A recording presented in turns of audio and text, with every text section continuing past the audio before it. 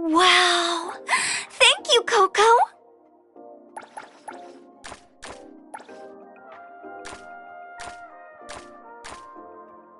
You knew me better than I expected.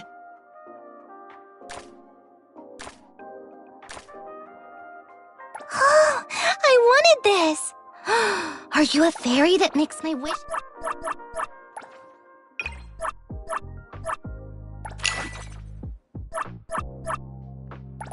Another new day.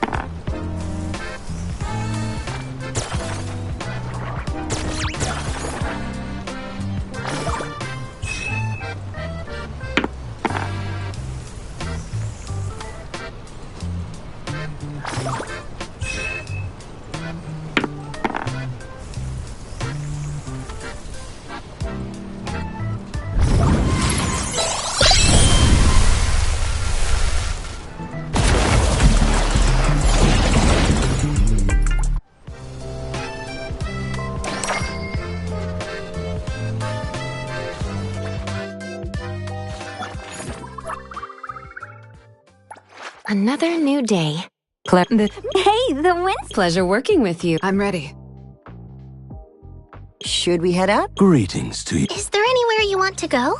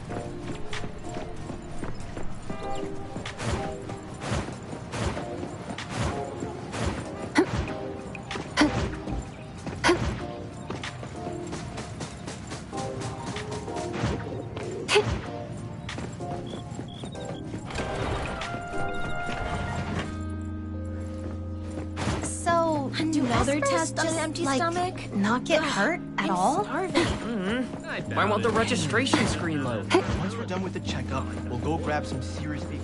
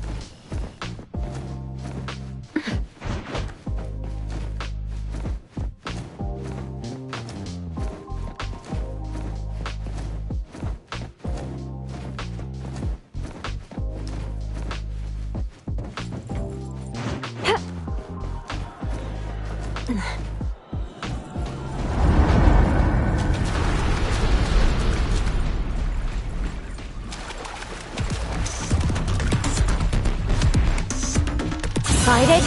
Fight hero!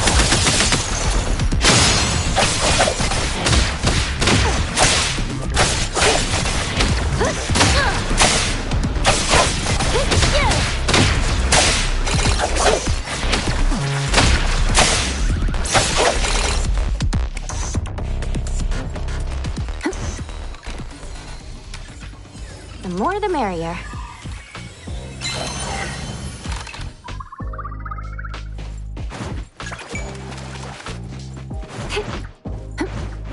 The wind's just right.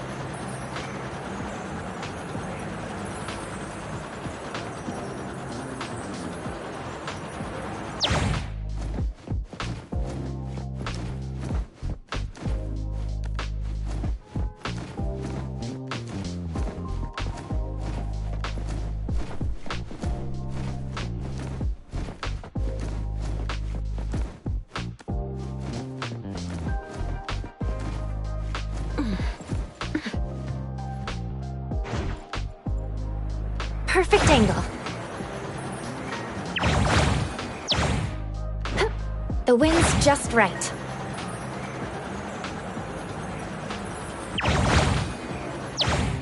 Perfect angle.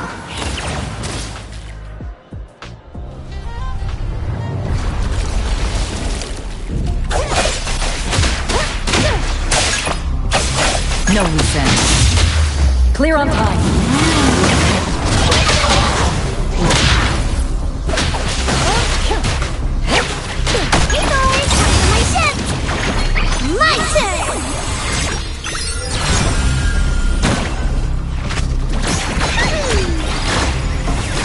Don't worry, I'll handle this.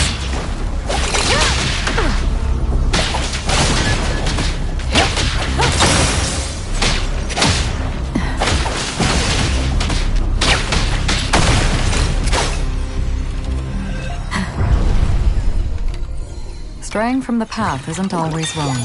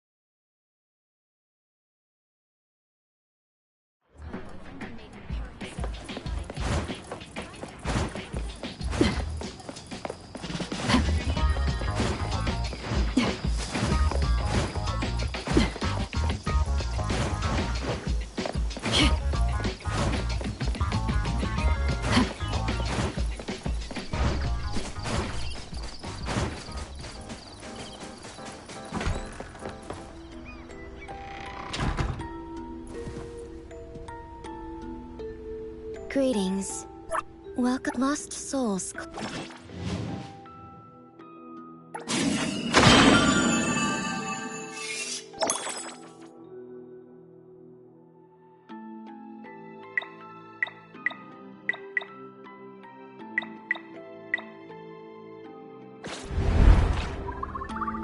Greetings. Welcome to your path ahead is...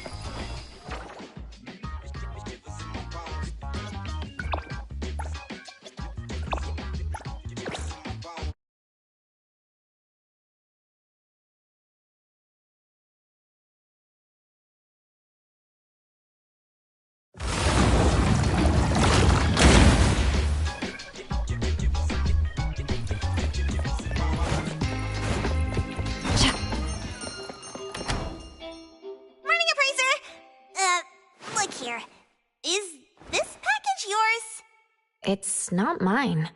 Tagado says it's not his either. Oops! We made fun of Takido for nothing. Not his, not mine, not Sakiri's, not Adler's. Whose is this? It's taking up a lot of space. Some new, antique? I don't think it's part of Hotori's collection. Huh? Wait, what's going on? About half an hour ago, when I returned to the shop, I saw a courier making a delivery. The package wasn't addressed to any person, just a bone antique shop. I saw that she was in a hurry, so I simply gave my signature for the package. I may have made a mistake. Maybe Kiromaru learned how to shop online? Wait, check this out on Bagel. Oh, what is it? Let me see! Mysterious puppets and hetero. Performance art or terrible omen? Wait, doesn't this look just like the one in our shop? Are they from the same collection? What's going on? Seems that similar puppets appeared overnight in populated areas throughout Hetero. There are 5 of them so far. At first, people thought it was Giovanni's doing, some kind of puppet-themed art exhibition organized by the Dvorak's or something like that. Others thought it was a promotional event for Miss Ellie's puppet project 1,000 Faces, which has been trending. Until someone claimed it was the work of an anomaly that drains life out of humans to make puppets. That's when people started to take it seriously. OP claimed that one of his relatives was a victim, and if the anomaly isn't handled soon, Hetero will become a city of puppets. Is it really that bad? Mm-hmm. Anyway, people are afraid they'll be the next target, and more have been claiming that a certain puppet is someone they know, or even sharing close encounters with the anomaly.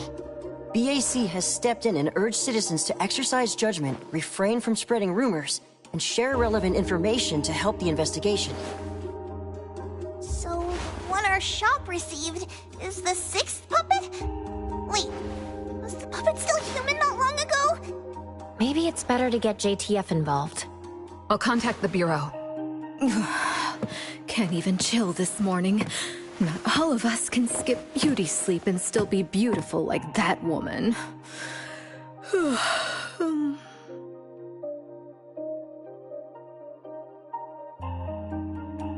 My apologies. It's not your fault, it's someone else. Forget it. So who brought this thing? Take it away, dump it, I don't care. Don't let it mess with the shop's feng shui. We got you covered, boss. JTF will be right here. I don't see you getting excited about bringing customers over, and you're bringing JTF to the shop? You kids better not have stirred up trouble again. Here's what happened. In any case, we'd like you to come to BAC to assist with our investigation. We'll have to leave the shop for a while. What do you think, Hotori? Well, the business of the BAC matters more than ours, so we'll comply. But the BAC will compensate for missed working hours for Precious, Daff, and me. Why am I included? Of course. The BAC will provide reasonable compensation for losses incurred from taking up your time. Boss, I want to come along too. There are no Misties to catch today. The shop isn't closing for the day. Someone needs to handle things until Adler gets back with groceries. Don't blow up the place while I'm gone. All right, you can count on us. Oh, when you're back, make sure you fill me in. Okay. Oh, by the way, we're not taking that vehicle of yours. If the neighbors saw it, they'd think A-Bone got busted for shady stuff.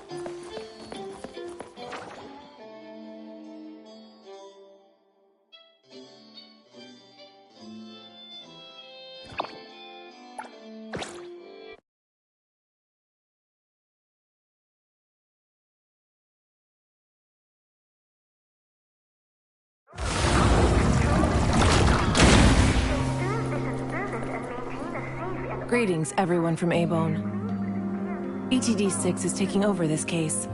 I'll introduce you to the operation lead in a moment. If Nellie's handling the introductions personally, this must be quite the complicated case. Since there's already online unrest, we decided to assign a team specializing in anomaly crimes and meme anomalies. Anomaly crimes? Those refer to human criminal incidents that involve the exploitation of anomaly characteristics, or espers. So, the Bureau suspects that this isn't the work of anomalies alone. There are more and more divisions in the Enforcement Tactical Division nowadays. The puppet from A-Bone has been transferred to TempCon. Please follow me.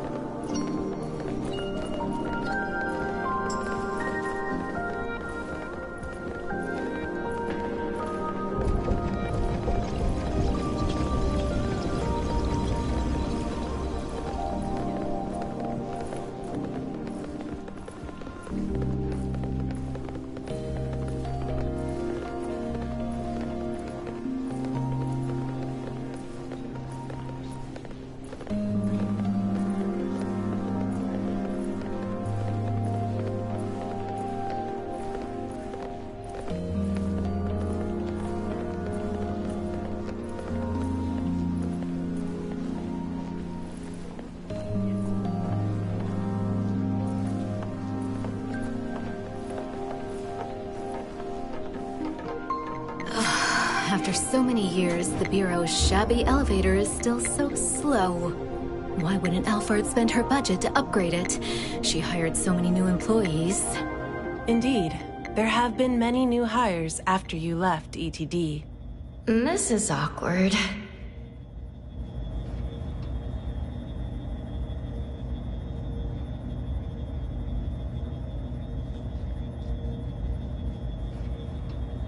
Precious, Daff, see you later. Aren't you coming? I'd love to hang around and meet teams I've never seen before, but my dear Director Alphard needs me for some grown-up discussions. Is it about Ebisu? Should I go with you?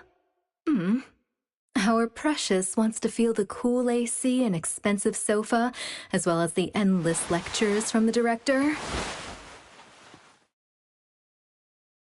She only asked for me, but I'm sure she wouldn't mind another one, especially one who's such a good kid.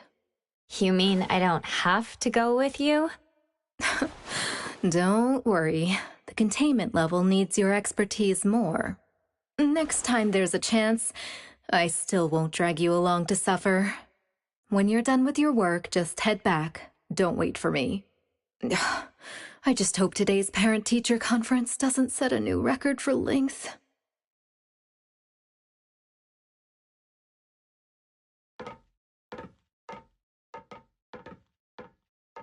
When I first came to the Bureau, Mint brought the anomaly to TempCon here, right? Yes. TempCon manages anomalies and derivatives that we don't fully comprehend. Depending on the situation, they'll either be nullified or transferred to the Seleno compound for long-term containment. We're about to directly contact anomaly derivatives of unknown properties. That said, your safety is guaranteed.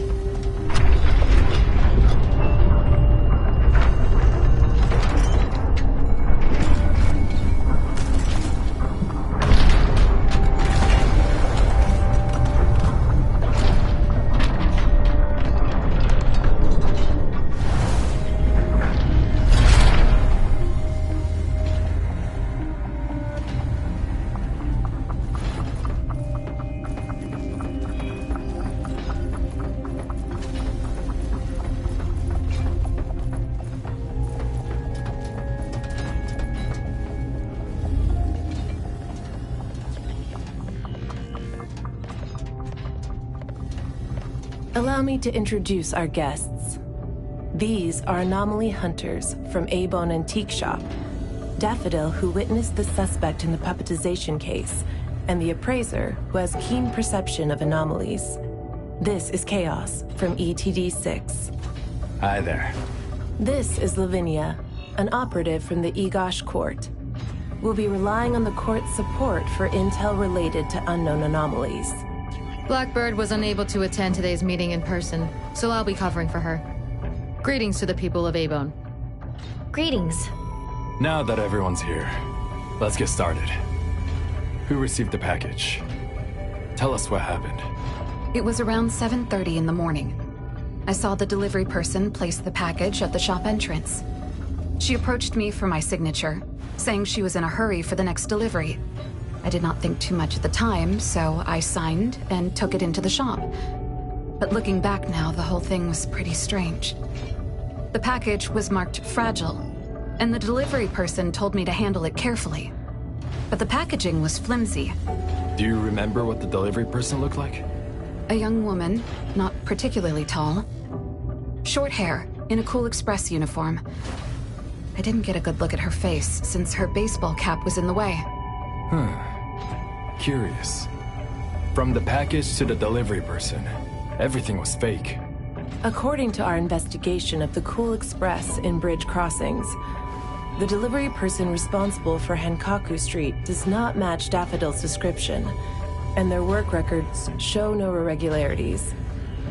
The shipping records from the package center also show no fragile items being delivered to A-Bone. Someone disguised themselves as a delivery person just to give A-Bone a puppet? Correct. The question is, why would anyone do this? Considering this may involve matters affecting A-Bone's interests, I'd like to consult with both of you. We also don't have any leads. Sorry to interrupt. I was thinking, what if this person wanted the appraiser's help? A puppet that allegedly was transformed from a human, wouldn't it retain traces of an anomaly? If that's the case, a client should have come forward to explain the situation. Even without a client, what harm is there in examining a gift at your doorstep? Can I take a look at it? Please, go ahead.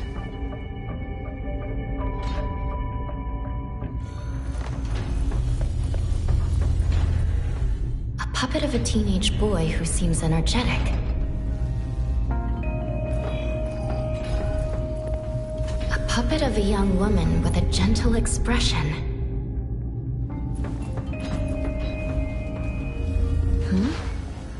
The cards in the pocket?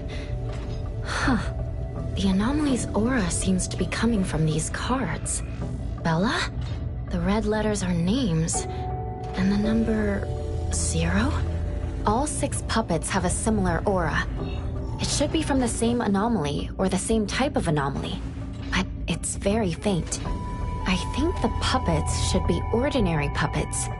They were simply in proximity to an anomaly. But the black cards in the puppets' clothes... The cards are the derivatives, aren't they? Very likely. So people being attacked and turned into puppets by anomalies is just a rumor. Pretty much what I expected. Who would spread rumors on Bagel to cause panic? Could it be the same person who delivered the puppet to A-Bone? Bingo. You're asking the right questions.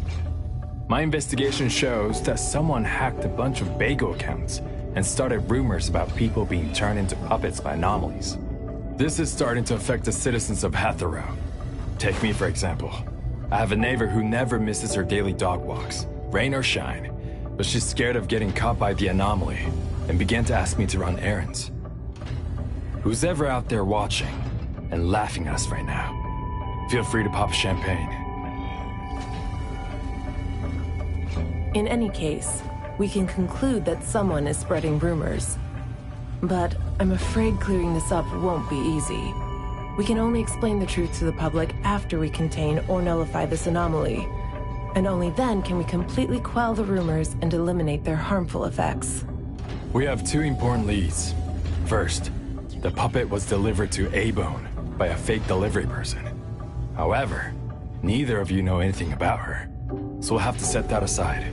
At least we're on the right track. The second lead is that the anomaly can write. In my experience, this is quite rare. I wonder if the Egosh court has any records of such anomalies. Could you help us interpret it? Unfortunately, we haven't found any matching anomalies in accessible records. If we can determine the identity of the names written on the cards, I may be able to help. I should be able to glimpse at their fate through divination and understand what they've been through. Chaos, consider this. If anyone received a black card from the anomaly, you are welcome to bring them to the witch's house for divination. Understood. If anyone from A-Bone discovers new leads, please contact BAC as soon as you can. We will look out for more leads. Very well, let's adjourn. Thank you very much for your assistance.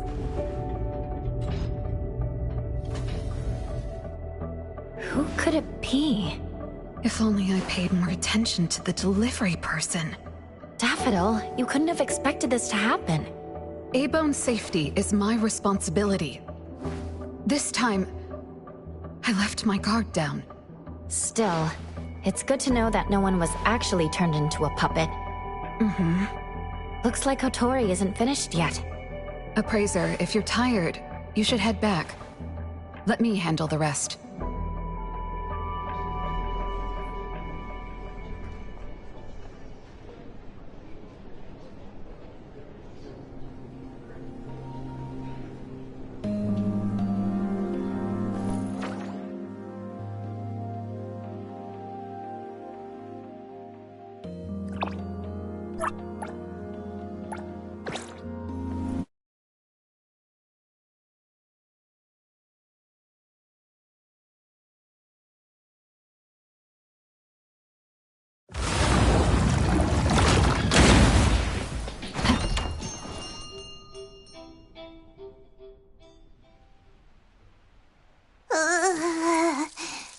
Natalie? Are you okay? One last part. Alright. Natalie's special training of watering flowers and horse dance complete. Watering flowers in horse stance? I'm learning from my master. Integrate every bit of training into daily life, using the weight of the watering can to increase the training intensity. How's that? Pretty clever, right? Oh? I water flowers like a normal person. Exactly! To Master, this is just normal. My training isn't good enough yet. That's why I keep wobbling around.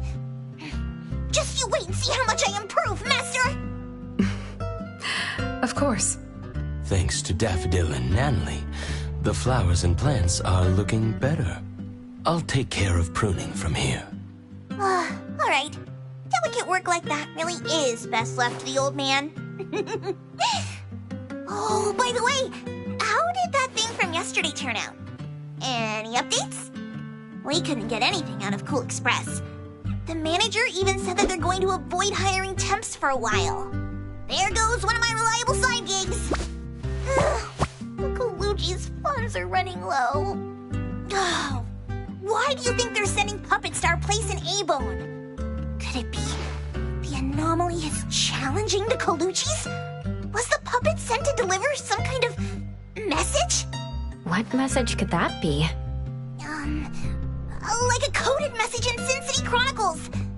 This is some kind of hint. The hint is something that I, Peachy Daime, should definitely be able to figure out. If that's the case, shouldn't the recipient be you? No, you're right. Why does it only say A-Bone? Could it be that I, Natalie Colucci, am not famous enough? If it only says A-Bone, then who exactly is this hint for? Or could it be meant for all of us? We have a guest. Hello? Is this A-Bone? Are you anomaly hunters? Welcome to A-Bone. You must be here for an anomaly commission. Yes. What do I need to do? Do I sign a contract? Do I have to sign up for something? Ah, this must be your first time seeking help from anomaly hunters. Don't worry. Please, have a seat. These are A-Bone's finest anomaly hunters. Feel free to share with them any troubles you have. I'll make some tea for you. Please, wait a moment. Okay. Sorry, I don't know how this works. If you don't mind, let us ask you some questions. That way we can help you figure out what you need. Okay, leave it to me. So, have you encountered anything strange recently? What should I call you? Renee is good enough. I think. Alright, Renee. What do you do for work? How's your day today? Did something weird suddenly mess up your routine? I'm a taxi driver. I start at 8 a.m. and finish at 8 p.m. For lunch, I grab something quick from a convenience store. After work, I go to Food First for a set meal. The weird thing is, for the past few days, every night at exactly 9 p.m., this strange guy in a cloak shows up and attacks me. Though he looks scary and hits me pretty hard, when his attacks land, I don't feel a thing. I just cover my head and let him attack me for about 10 minutes. Then he leaves. Well, I think he leaves. When I peek through my fingers, nobody was there. That's about it. Isn't this strange? He attacks you every day? Even if it's just a prank, that's messed up. Here's your tea. Thank you. Every night at exactly 9 o'clock? What kind of kink is that? Maybe it's like those guys from gangster movies who like to dress up scary to shake people down for money.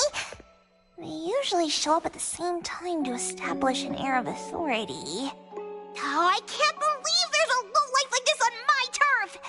I'll have to talk some sense into him with my fists! But I don't remember owing anyone money. I did nothing to deserve harassment from this debt collector. He never says a word, just swings this huge scythe at me. It's terrifying. You don't feel any pain when he attacks. Could this be a hallucination? Or is this debt collecting some kind of anomaly activity? That makes perfect sense! Yes, it should be an anomaly, just like Fuka said. She told me to look for help at the A-Bone antique shop. Who's Fuka? She's my friend. Well, more like my food buddy. Fuka said, it's definitely an anomaly, and the anomaly hunters from A-Bone antique shop can help me. She recommended her shop? That's a first! Thanks to me, Natalie, the tiger of bridge crossings, Ichi-Daime of the Colucci family! Oh, I've made a name for ourselves. People are finally going out of their way to recommend us! Your friend knows what's going on. What else did she say? I'm not really sure. I just know that she said I should get your help as soon as possible. Are there any other strange things going on besides that? It's hard to say. I don't know. Sorry, I don't have a great memory. I only have vague impressions of most things. How about you go ask Fuka? She also saw the anomaly in the parking lot that day. I think. She seems rather scatterbrained. It'd be good to hear what others have to say. It's almost mealtime. Fuka should be at Food First. Shall we? What do you think, Appraiser? Master? This is our first commission of the day. We'll help figure this out and see if there's really an anomaly causing trouble. Let's not disappoint this very tasteful person who recommended us. Let's go take a look. How about you, Master? Huh. Master hasn't worked on a commission with the appraiser yet. Maybe this is a good time to show you my latest training results! Hattori has no plans to go out today. Rest assured, I'll watch over the shop. Very well. Let's head out. Let's go. It's been a while since I had food first.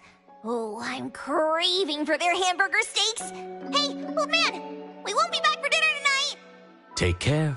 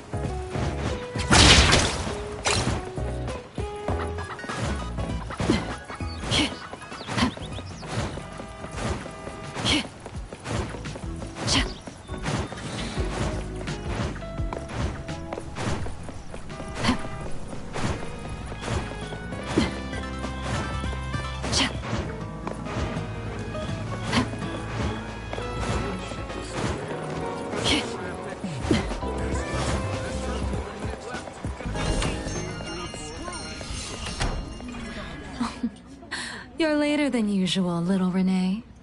Sorry for keeping you waiting. I'm sorry. I had something to do. No need to apologize. Your matters are more important. Are you anomaly hunters from A-Bone? That's right! The A-Bone detectives are back in action! I am Natalie Colucci, H.E. Daime of the Coluccis from Bridge Crossings! This one is the core of our family, the Appraiser! And this here is... It's been a while, Daffodil. Well, you already know Master? Your master helped our family solve quite a few troubles in the past. Mother still can't stop talking about Daffodil's moves. Oh, no wonder you recommended us to Renee. Master's commissions always get perfect reviews. Sorry, I don't quite remember. It was probably back when the shop first opened, right? After all, we have monopoly on all anomaly commissions now. Fuka, we'd like to ask about the strange thing happening to Renee. Can you tell us about it? Of course. Let's sit down and talk.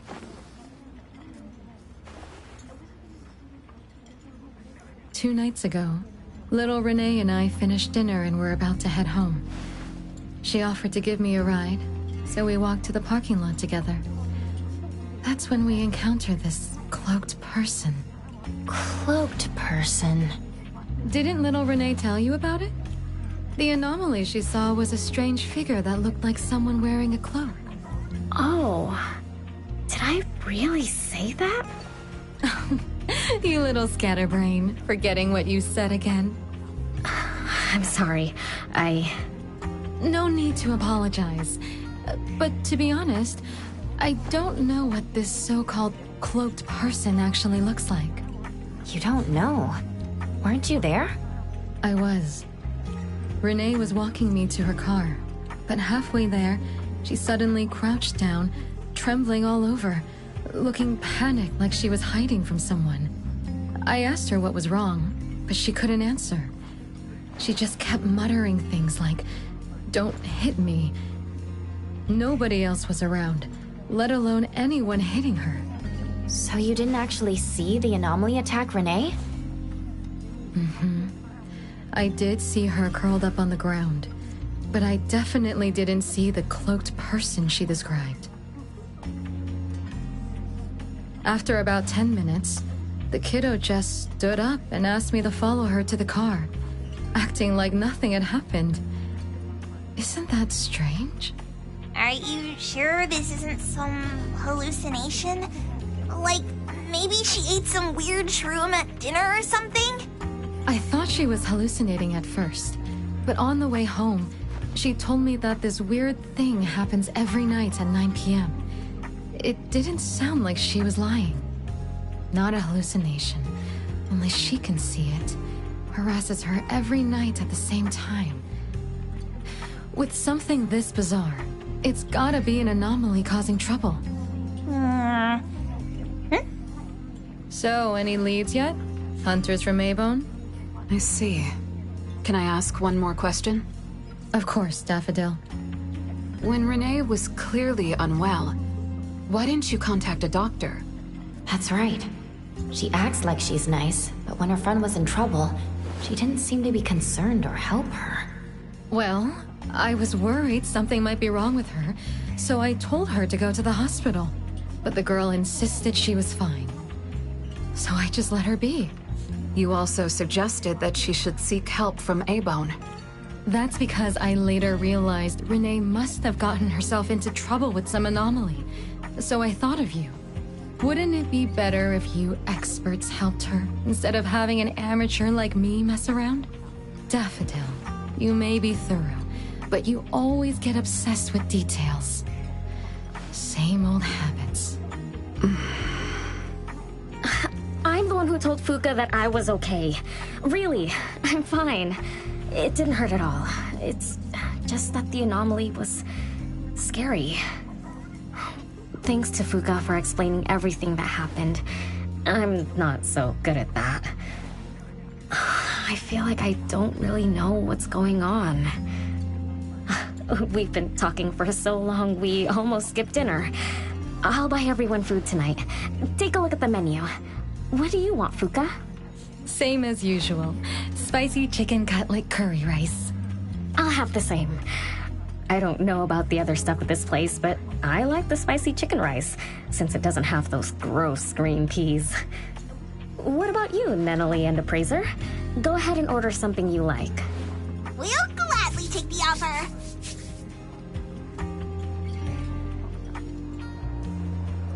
It's 2 minutes before 9 o'clock.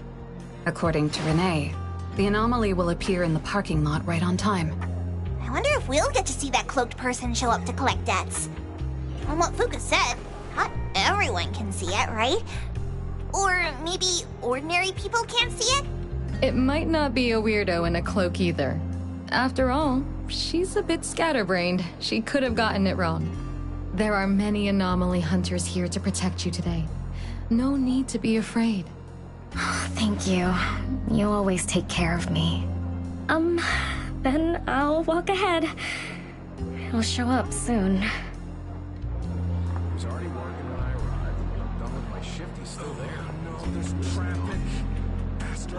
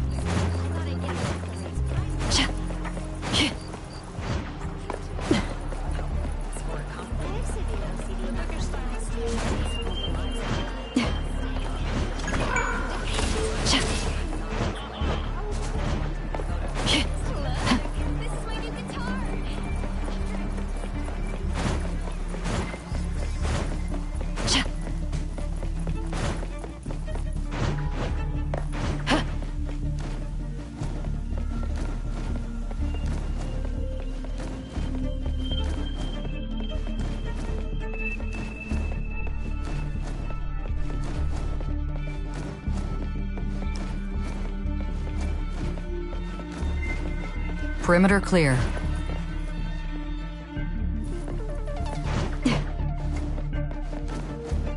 Stay balanced.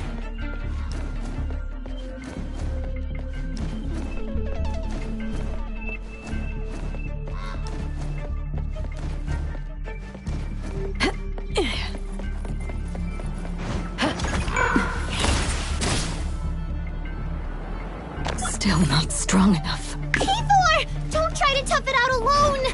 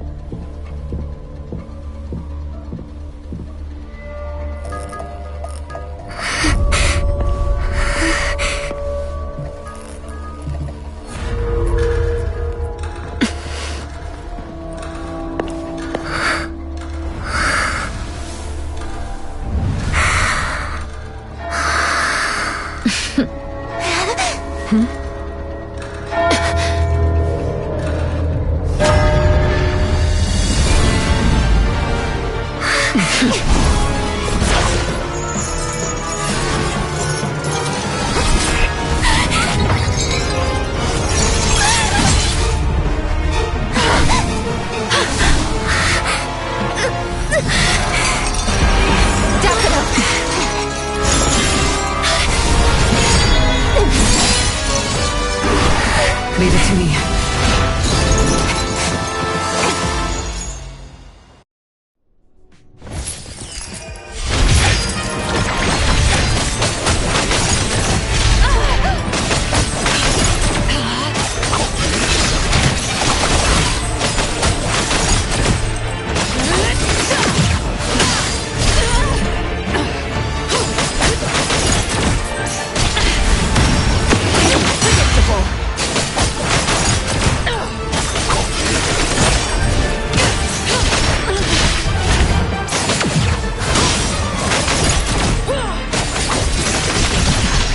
No problem.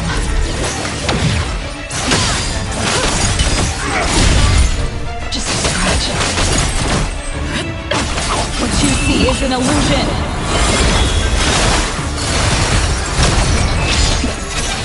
Careless.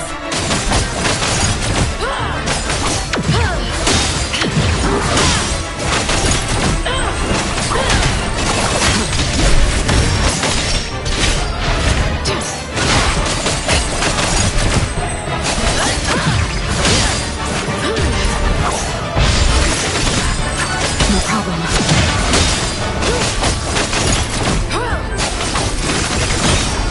You don't know how to give up.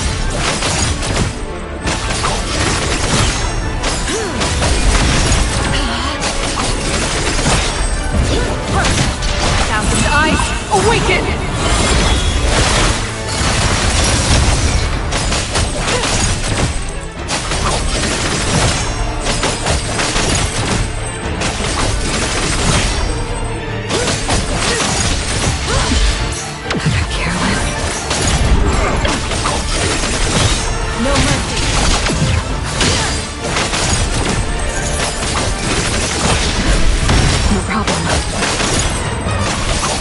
moves are sloppy.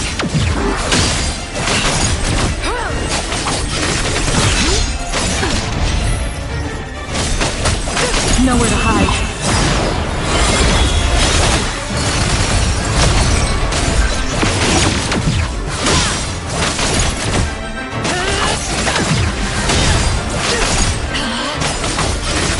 You don't know how to give up. Saw it coming. Your moves are sloppy.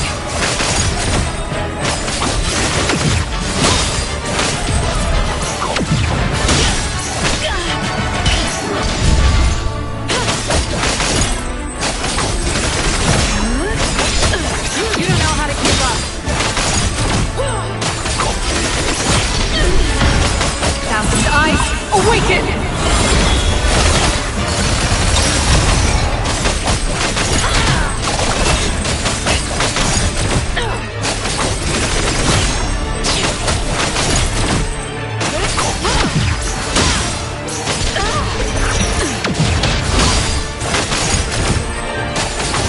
Your moves are sloppy.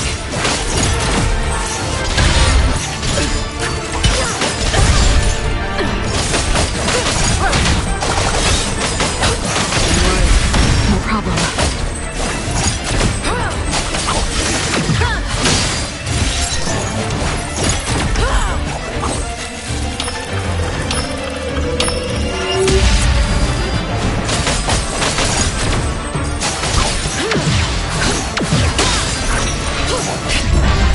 Again.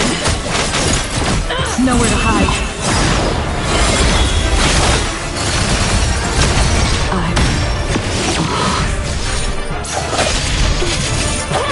Let's finish this!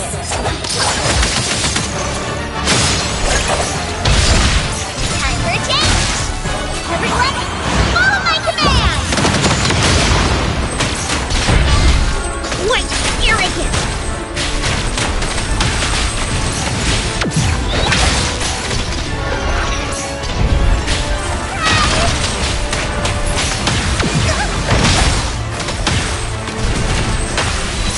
Can't touch this!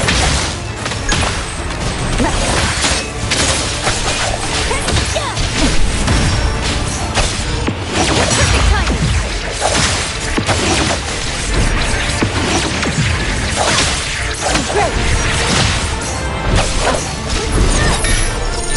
Duck into cover! Thunderbolt, it's our turn!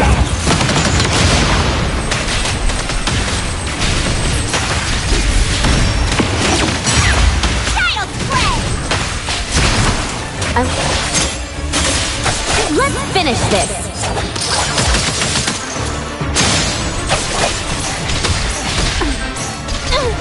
My mistake!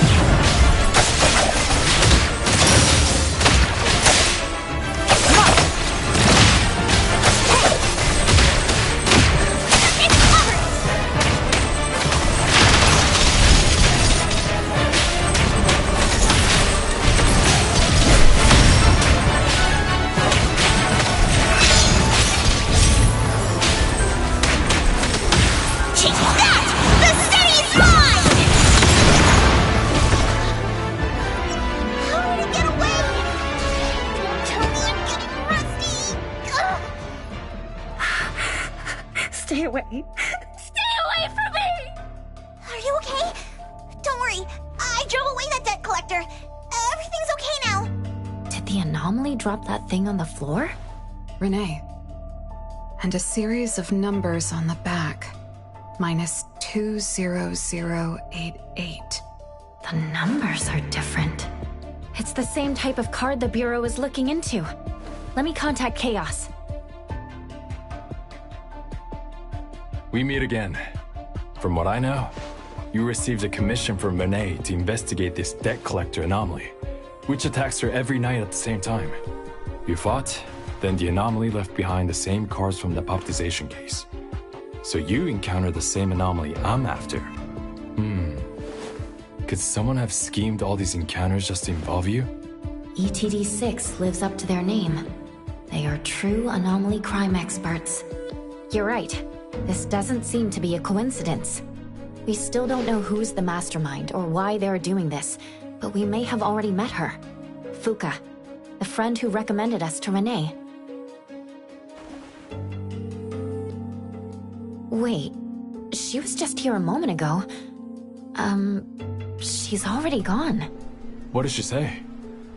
She recommended A-Bone because Daffodil had handled her mother's commission before, which left an impression. Daffodil. Daffodil. So it's Daffodil again. Interesting. Thanks for the information.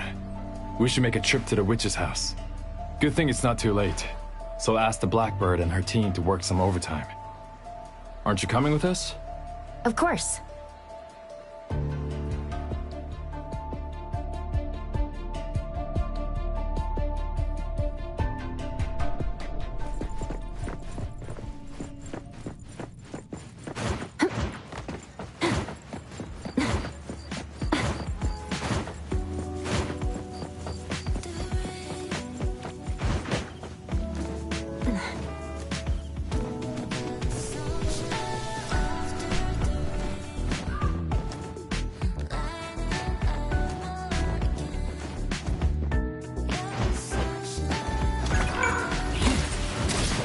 The wind's just right.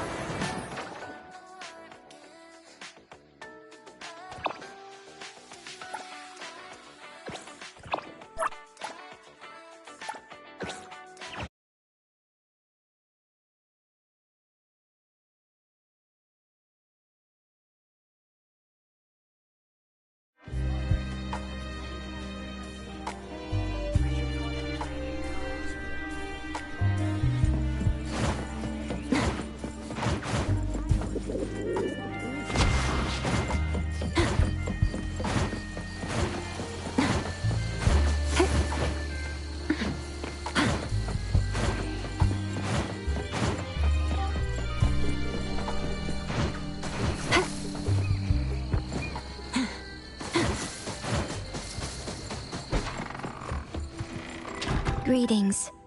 Welcome to the witch's house. Hello. Sorry for disturbing you this late. Good evening. This young lady was attacked by the puppetization anomaly tonight. Huh? Wait, what anomaly? The one that turns people into puppets?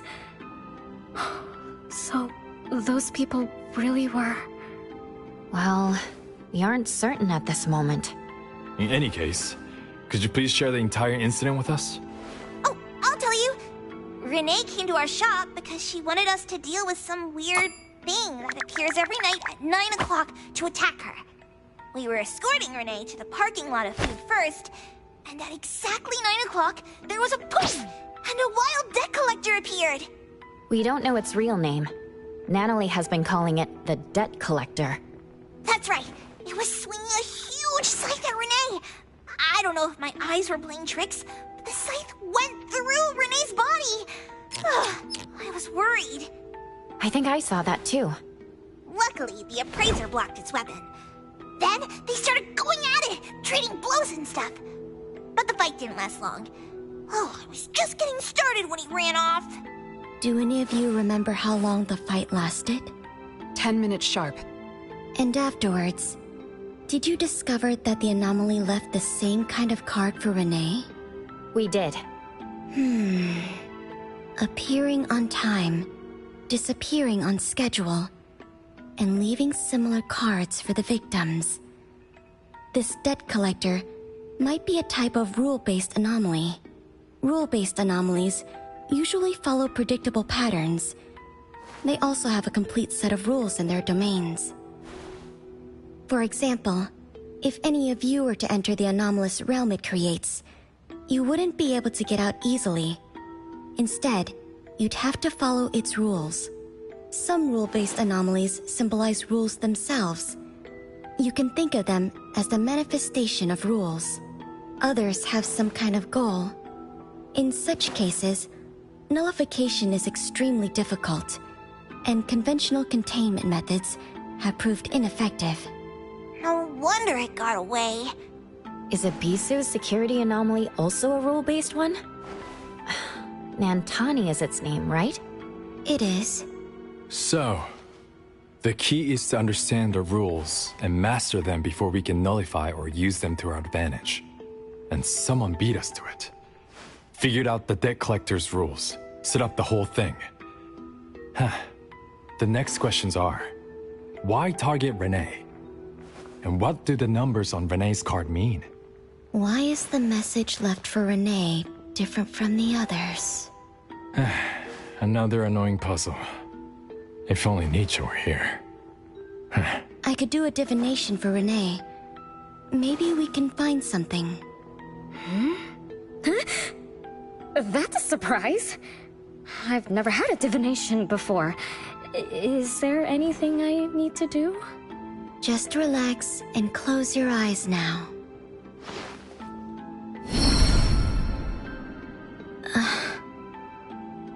Oh, lost child of fate. Your tomorrow is trapped in blankness. Wait, what? What trap? What blankness? I thought divination is about tomorrow being lucky or a sunny day. Oh. Your fate is rather unusual. I'm afraid I can't give you further interpretations. But I once performed a divination for another woman with the same result. You might share similar fates. Her name was Dolores, head of the Constantine family. She was tired of her life, saying she was never truly alive. Yesterday, today, tomorrow, each day was equally empty and void of meaning. I think that was because she lived for far too long. Huh? She lived for a very, very long time? They say that Lady Dolores is an immortal with eternal youth. That she made a deal with the devil for unlimited lifespan at a huge price. However, eternal life can be a curse, and the Constantine family met their demise decades ago. That was when most people didn't know about anomalies. People simply believed in curses. From what we know now, she was either a long-lived Esper, or she made a contract with an anomaly. Lady Dolores told me that she is one without heart, which is the truth about the curse of immortality. No heart, no bonds, no attachments. Alone, her memories of the past grew dim through the years.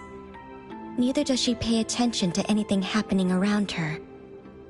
All she had was a numb void, but she still yearned for lasting companionship and loyalty. So she sought divination from me to find a way to change things. Perhaps because her future extended indefinitely, with no end in sight. All I could see was blankness. Were you able to help her make a change? If I remember correctly, I told her, if you want something, you must first give. I'm not sure if this helped her, but I remember her face when she left. She seemed more at ease. Both that lady's divination and mine resulted in blankness. Maybe that advice applies to me too? It's just a reference. You could see it as a fun story. It's enlightening, but it doesn't help much with the issue at hand. It's getting late. Let's call it a night. Thanks for all your help. Miss, let me escort you home. Okay. Thank you, Chaos. Blackbird, thank you for your time. We'll head back now.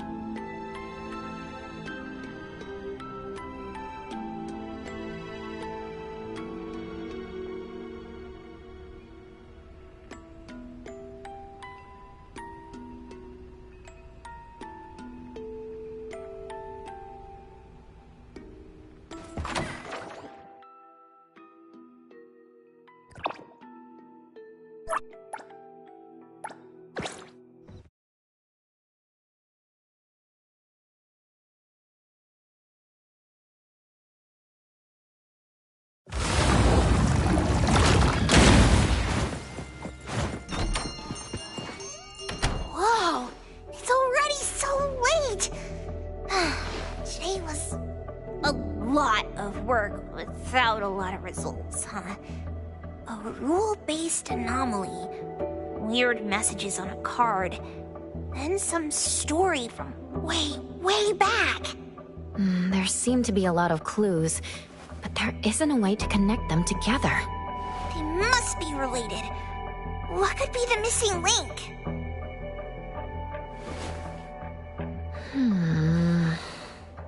Let's call it a night. It's getting late. You two should get some rest. Oh, man.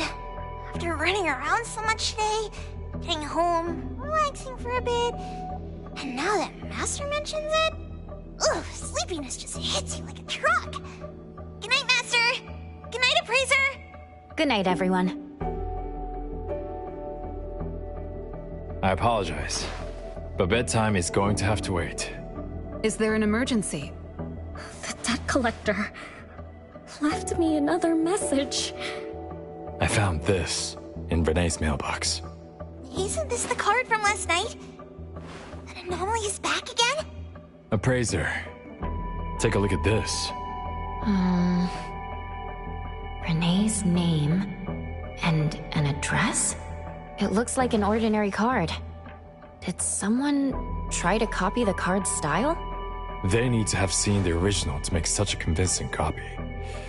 That narrows down our suspects. You mean Fuka, who witnessed our battle with the debt collector last night.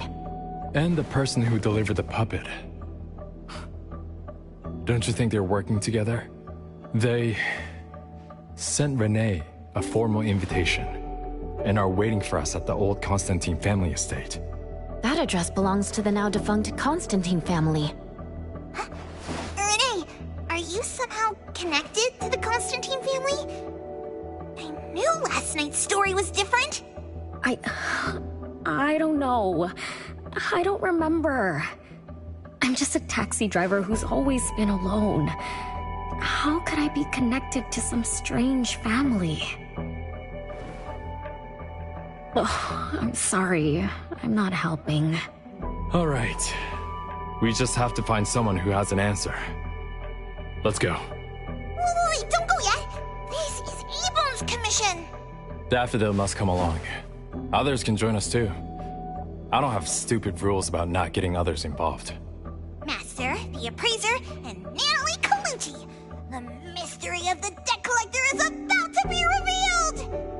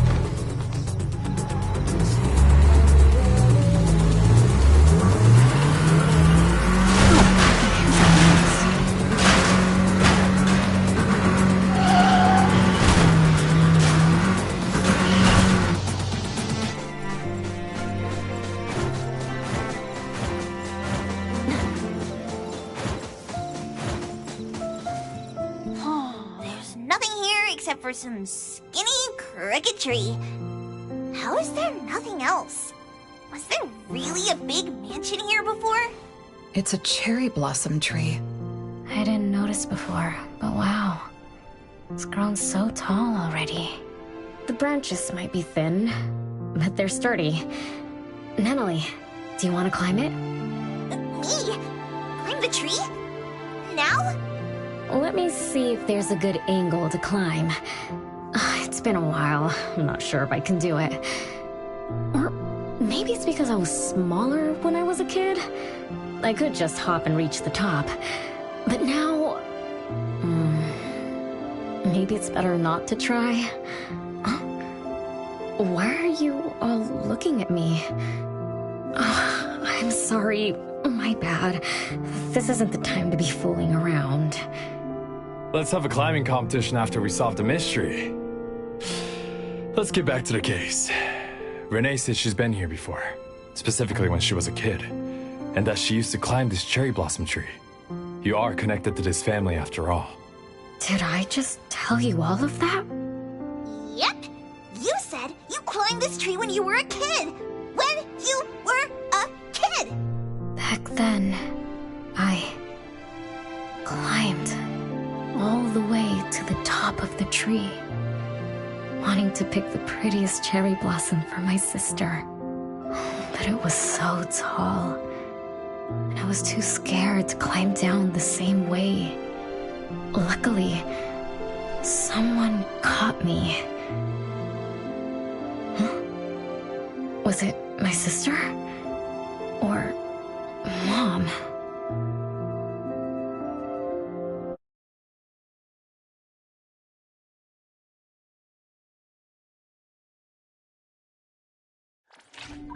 Ow! That hurts! Renee, are you okay? My head hurts, but my limbs are where they should be. What about you, Appraiser? I'm okay too. Where are we? What just happened? I'm not sure, but it looks like we're in an anomalous realm. You remembered climbing the cherry blossom tree as a child, and we got pulled in. Natalie and the others aren't here. We might be separated. This is my fault. I'm so sorry. I had no idea this would happen. No worries. It's not your fault. Besides, we hunters are used to being pulled into anomalous realms. The real question is, how did we end up here? What a grand entrance. This must be some wealthy family's mansion. Such as the residence of Lady Dolores, head of the Constantine family. Have we traveled to the past? Not necessarily. Maybe the anomalous realm is simply recreating scenes from the past. Do you recall anything else from when you were a kid? Anything helps. I can't. My brain is still foggy. But I can feel this. Ever since I got here, I've been having a sense of nostalgia. You must be somehow connected to the family. Whoever brought us here knows that. But didn't the Constantines disappear decades ago? That doesn't match up with my age. You're right. What you just remembered was from when you were little. If you can remember more, maybe we can get closer to the truth. I'll do my best. But how do I do that? Let's look around. Maybe we can find the key to your memories.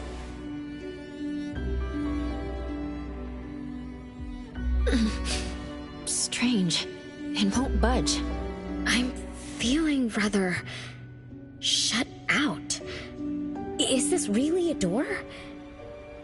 It feels so strange. Maybe it needs to be opened from the other side? Maybe. Let's check over there.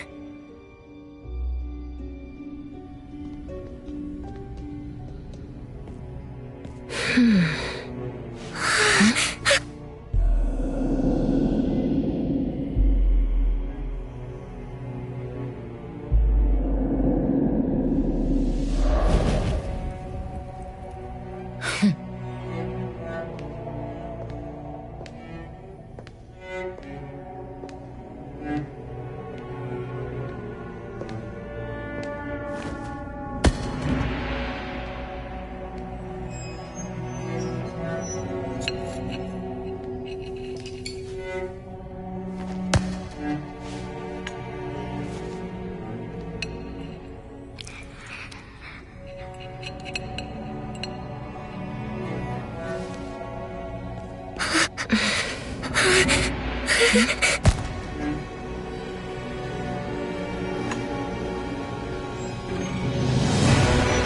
you.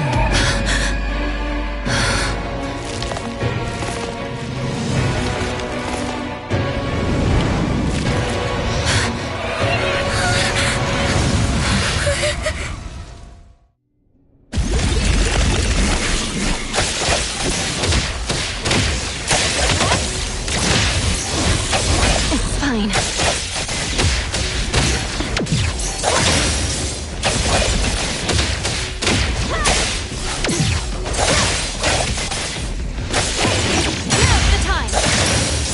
Be careful.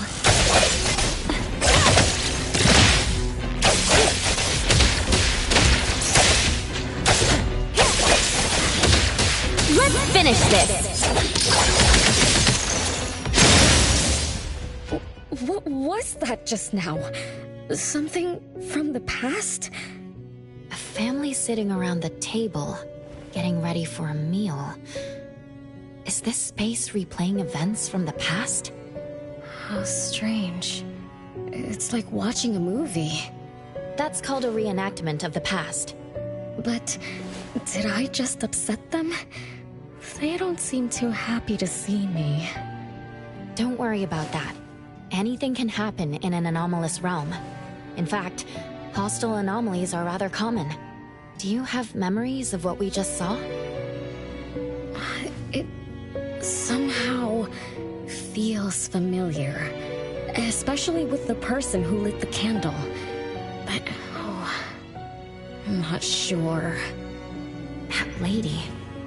If she's from a memory, how could she make eye contact with us, who are in the present? Am I just overthinking? 1 o'clock? It's 1 o'clock already? Bell chimes? When the debt collector appeared, it also sounded like this. Could this be related to the rules it follows? Let's go check the entrance hall.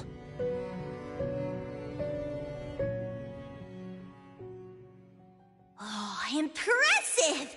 Classy! Great taste. That's how big families do it. If only the base of the Kalujis were as fancy as this. Well, we could definitely do without the curse. Do you think Renee and the appraiser already went ahead of us? Let's go in to investigate. It's best if we regroup as soon as possible. Whoa! This door is so ancient! It's not going to fall apart if I push it, right? An old, ruined mansion that suddenly appeared, long neglected and unmaintained. Could this be how the Constantine family mansion looks now? The desolation we just saw could be an illusion to hide this place. That makes sense. And then Renee dispelled the illusion. She must be part of this family. In other words, the master of the family returns. An old mansion abandoned for decades. I better be careful. I won't be able to pay for damages if I break anything historical. Yeah, we're inside an anomalous realm. Be careful. Alright then, let's be gentle. Hello there!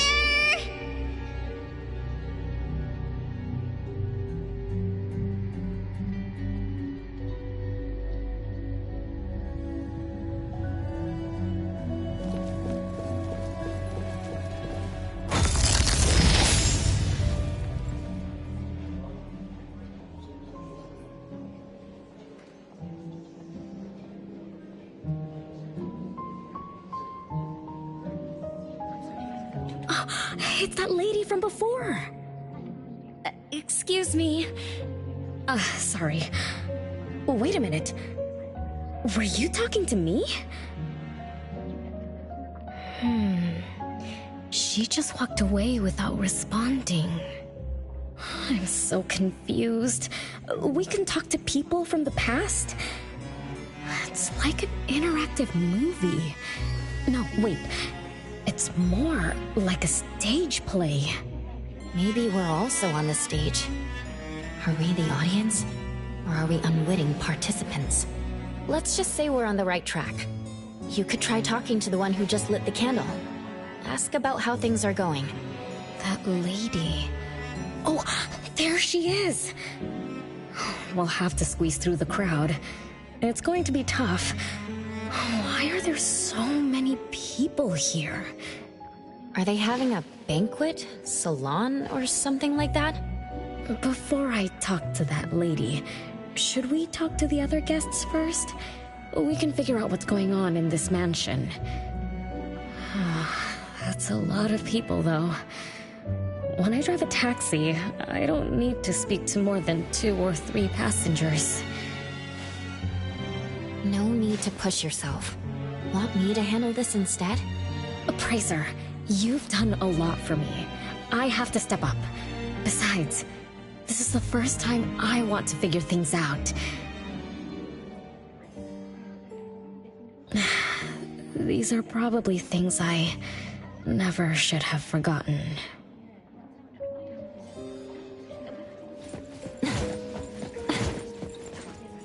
I might not have another chance like this. We need to seize this. Oh, don't even think about.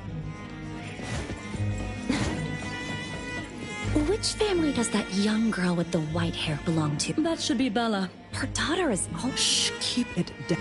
What a shame. The salon has been running just fine. Apparently, the lady wants to focus on. Ah, such a shame. Dolores is also the most gracious.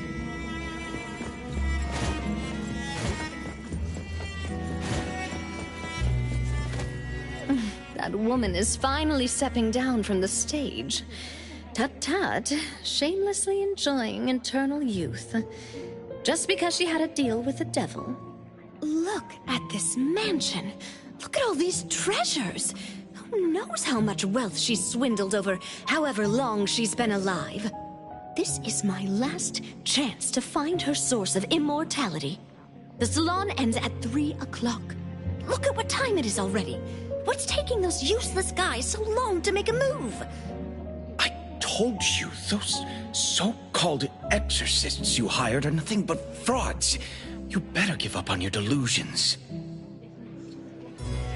My brain is getting fried from what the guests are saying. So many conversations. So many faces. So many names. Let me think. Bella. That sounds familiar. Very familiar. Extremely familiar. Oh, that feeling is back again. It's just hearing that name brings up this nostalgia. One of the puppets recovered by the BAC is also called Bella. Can this be a coincidence? What do you think? You said the BAC found cards in the pockets of the puppets, and those cards were similar to the one I got. That means I'm connected to the puppets. By the way, Lady Dolores' daughter, whom we just met, also gave me this feeling of nostalgia. I guess I'm really connected to this strange family. Did you remember something? Could I have been their driver? I'm pretty confident in my driving skills. No? Why don't we find Bella and ask for confirmation? That's a good idea. I want to talk to her, too.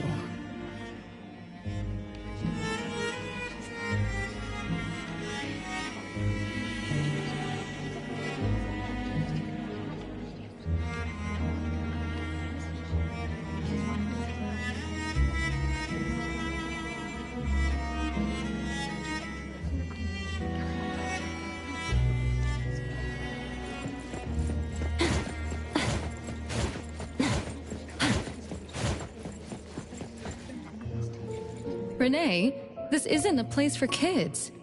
Huh? Bella? You know me?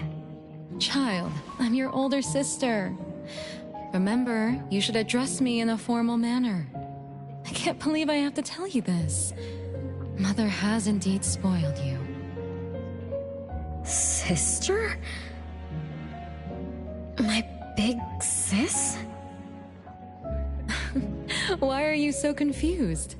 Oh, did you oversleep again? Mother warned us not to interrupt her salon, but you just had to go see what's going on. Like the time you hid in that cabinet to peek through. You ended up very disappointed, remember? You said adult social gatherings were boring, so you dozed off. You fell asleep in that cramped cabinet. When you woke up, you were so groggy that you forgot where you were and what you were doing. And then you woke up, but someone had shut the cabinet door, leaving you in a dark, cramped space.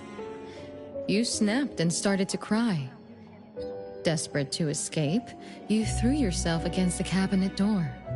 That day, every guest witnessed the extraordinary commotion you caused. You completely ruined Mother's salon. I didn't mean to, big sis. Is that so? Do you really think I'm your sister? Huh? Big sis? But aren't you? No, Renee. I'm just a shadow bound to this place, destined to meet you. Though you might have forgotten or abandoned us, we've been waiting for you all this time. We've been waiting to relive these moments with you. So, I really am part of the Constantine family? I'm her daughter? Looks like that poor brain of yours still remembers something. If you didn't even know your own mother, how sad would it be for those who love you? Where are they? Mom and the others. Are they still home? My dear sister, this is the Constantine mansion trapped in the past. Everything that happened here, everything about us, reenacts over and over again at this place. Come on, Renee. To return to the past, you must reclaim the choices of your past, including all your mistakes. If you're not Renee's older sister, then who are you? Shouldn't you ask her why I appear as Bella? The answer has always been in her heart. I don't understand. Wait, sister! It's all right if you don't understand now. I've been waiting for you for so long. I don't mind waiting a little longer. Bella. I think I'm starting to remember. She was the sister who caught me when I fell from the tree. She's been here all along, waiting for me to come home.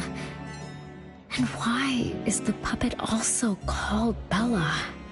I don't think the Bella we met is a real person. Remember how this is an anomalous realm? So she's my sister from the past.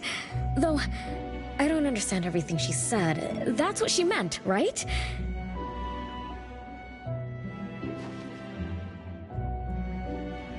Then I really am part of this family. Didn't this family disappear over 50 years ago? How could I...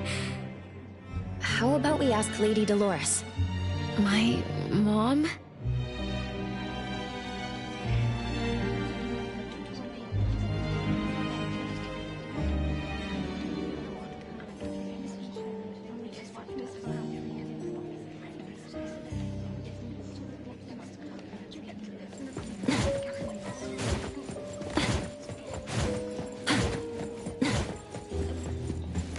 Hello, can I pass through?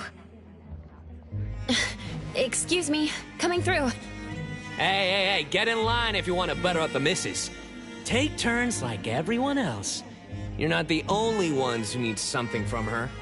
Dolores is far too kind to you commoners who are uncultured bumpkins with no etiquette. Do I need to remind you about what first come first served means? I don't think we can squeeze through. These guests aren't very friendly. There was one bell chime when we came in. The salon started at 1 o'clock. If this scene closely follows how it played out in the past, they should leave as soon as the salon ends. We should be able to approach Lady Dolores then. Oh, good point. Thanks for coming up with a plan.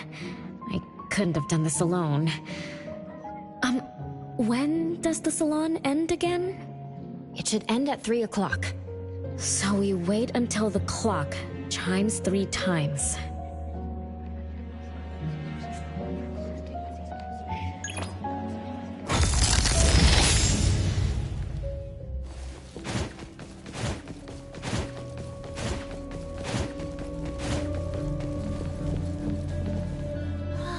What a beautiful clock! Is this what history feels like? Why is it stuck? Let me fix it. Wait. What's wrong, Master? Is it dangerous? It's best to remain vigilant in anomalous realms, especially with clocks. Oh, right.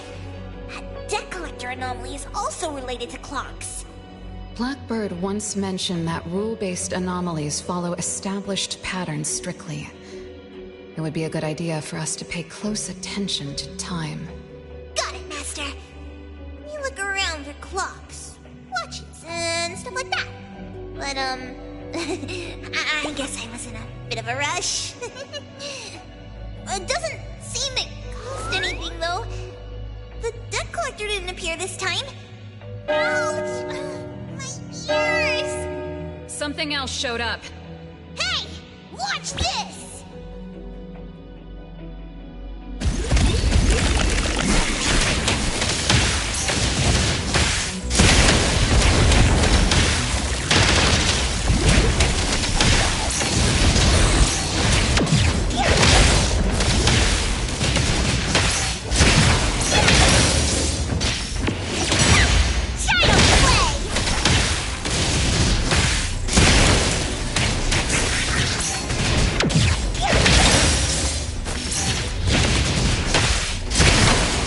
Nice work.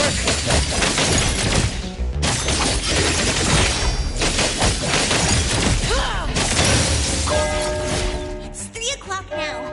The debt collector shows up every night at 9 o'clock to attack Renee. Until then, let's try to figure out what rules the debt collector follows. Oh, it's 3 o'clock already. As you expected, all of Lady Dolores' guests have left. Whew, I'm going to see Lady Dolores now. Take it easy. Don't be so nervous. I'm here with you. Okay, deep breaths. Deep breaths.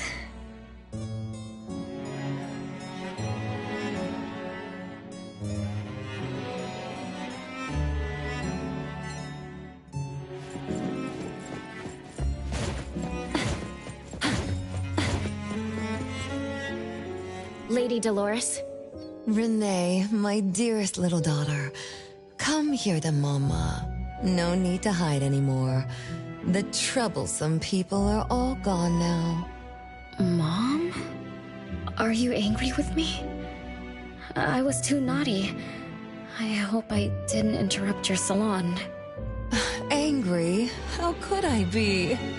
I just didn't want you to see those people too early. To witness the greed, foolishness, and ugliness of those who long for so-called immortality. Are you talking about the people who were just around you? My little petal, they must have frightened you. I promise nothing like this will ever happen again. This pathetic charade will soon be over. Mom, you've always hated the salons? Feelings of love or hate didn't matter at first. I simply had to run the salons. I had to use these connections to reverse the decline of the Constantine family. Besides, I don't even remember all the little things. But even though my goal was fulfilled long ago, These salons kept going, one after another. Perhaps they weren't the only greedy ones. I was too. I was too young and too foolish. I mistakenly thought gathering them under this roof could bring me some comfort. However, they were nothing but a bunch who envied the family's reputation, coveted the wealth in this mansion, and lusted for so-called eternity. After a while, I came to see them as nothing more than greedy beasts, scrambling for scraps and pandering jesters making fools of themselves. I guess they sufficed as entertainment. I don't get it. It's okay if you don't understand. Mother promises that you, my little petal, will never need to understand this. These troubles will never bother you again. Mom, are you not hosting salons anymore? Whatever I sought in those salons was a mistake from the start. I must correct this mistake. And the catalyst for that change is you, my dear. My little petal. Family is what matters most. You are the most precious gift in my life, as well as the very source of meaning in my stagnant existence. Whatever time we have left, we must treasure every moment together. From now on, as long as I'm with you, as long as our family lives together in harmony, a moment of happiness with family is worth more than an eternity in solitude, even if it's just for a brief moment. Mom, wait! Little Renee, what would you choose between an eternity in solitude or a moment of happiness? Sis! You appeared out of nowhere. That was spooky. Oh, wait. What did Mom mean? And the rumors about the family. Is Mom cursed with eternal life? But how can eternal life be a curse? Isn't it great to live forever? So that's your answer. Well, having something is better than having nothing, and having more is better than having less. Right? Like, if you have endless time, couldn't you do as many things as you wanted? If I had eternal life, I wouldn't know what I wanted. And I wouldn't know what I could do. I wouldn't even remember what I've ever done. This is my life right now. All this time. What have I been living for? Days with nothing to do. With no meaning. And with no end in sight. So that's why it's a curse. Poor Petal. It seems that even after forgetting us, you still haven't found what you desire. Or was the kind of happiness you were looking for nothing but drifting through life in a daze, barely conscious? No, I didn't forget you on purpose, Big Sis. It's not like that. Little one, you self-contradict and don't act as you say. But I believe you, because you've already paid the price. Just like your first answer, you made a choice before. That choice allowed you to return here by yourself, but it also made you forget everything, including us. You're saying Renee chose eternal life like Lady Dolores? What do you mean? Me? Eternal life? No way. Did I? But what about you, Big Sis? Mom? Are you all alive? At least you weren't made into puppets. Thank goodness. Renee, you basically forgot everything about us. Mother, the one who gave us life, loved you so much. She used a picture of you as her bookmark. When she read before bedtime, her gaze would always drift toward your smiling face. Every little thing about you, your quirks, your habits, your childish nonsense, she remembered it all. You were the only one she had in her eyes and in her heart, as if the rest of us didn't even exist. And we are the same way too. Mother, Elliot, Teresa, everyone is waiting for you. Won't you come see them? Mom? And the other siblings? Everyone's waiting for me? The cherry tree Mother planted in the courtyard is bathing in sunlight and in full bloom. Time has come to a standstill, and moments of happiness blaze over.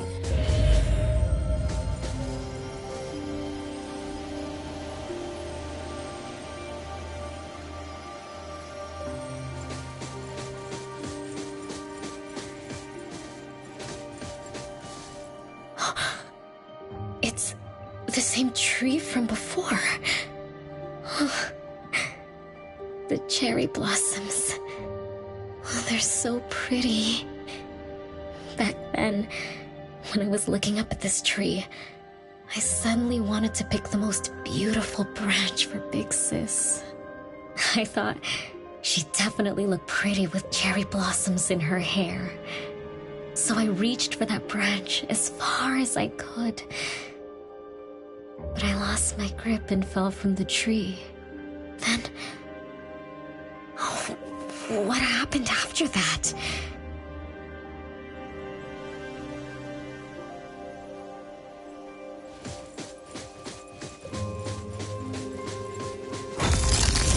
This is the crooked tree we saw when we first got here. The flowers have withered. Just like the fate of the Dolores family. Be careful. Looks like we're not the only ones here for the flowers.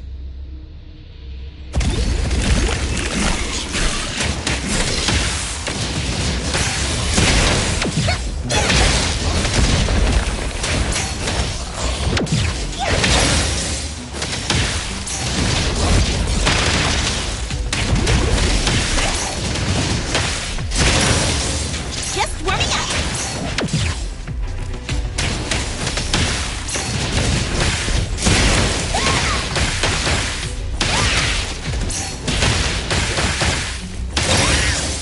Check that! The city's mine!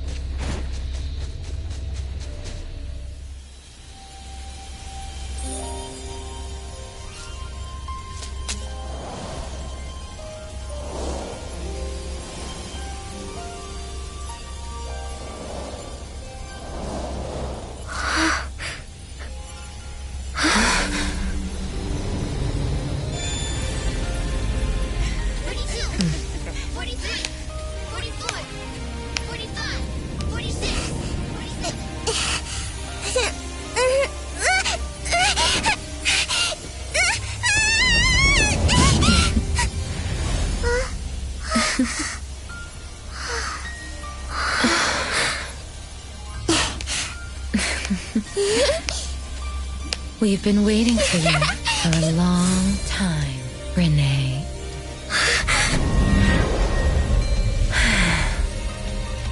Do you remember the reason we were born? And the purpose we must serve?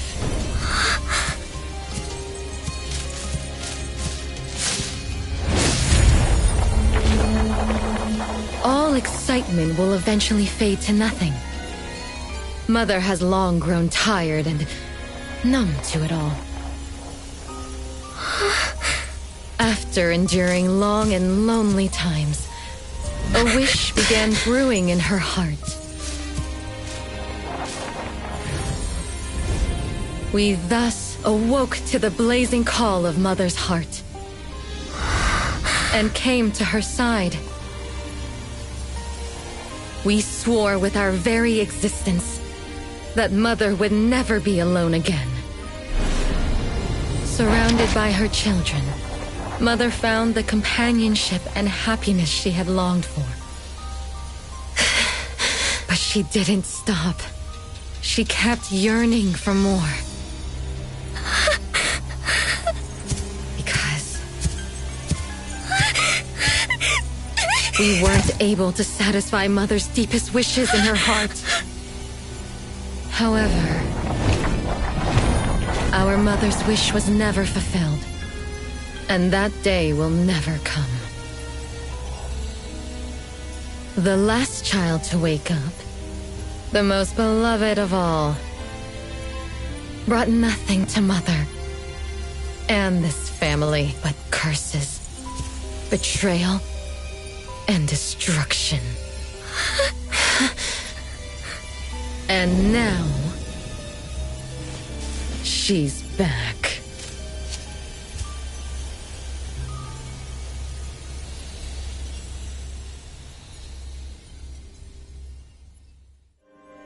Do you remember about the time our family spent here? From the very beginning, we were just wooden puppets sleeping in Mother's box. We opened our eyes in response to her deepest wishes. We answered her calling from the depths of her heart. Teresa, Elliot, Yvette.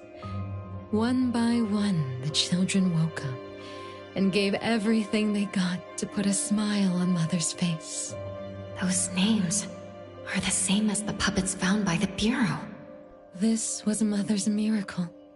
She gave life to the wooden bodies of her puppet children. All of us shared Mother's gift of eternity. In return, we brought her laughter and companionship. The happy times seemed to last forever, but Mother still felt lonely. She was still yearning for more. As long as Mother's wish remained unfulfilled, more children would continue to come to her side. And you, little Renee, are the last child to receive her favor, and the one she treasures most. So, we used to be puppets, and I woke up because of Mom's magic. That must be the Esper ability of Lady Dolores. Our existence, our calling, and our purpose. Everything was dedicated to Mother. Thank you for helping me remember all of this, Big Sis. Unfortunately, you abandoned all of our duties. You betrayed us and committed an unforgivable sin. Sin? I don't get it. You forgot your family. You even forgot the sins you committed. But that's okay. I'll make you remember everything. That's exactly why I am here. The sin is recorded on Mother's registry in the study. Won't you go see for yourself? You could give us a better explanation. Everything started because of you. My ignorant little sister.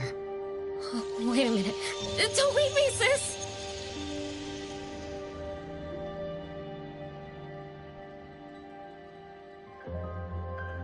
Renee, you're remembering something, right? Just like what Bella said. We're all puppets that woke up in response to Mom's wishes. We exist to keep Mom company. I remember many, many things now. I had tea with my siblings. We also played hide and seek at home. But Mom, our beloved Mom, where is she now? Why am I the only one alive by myself? Where did they all go? We'll have to check the study.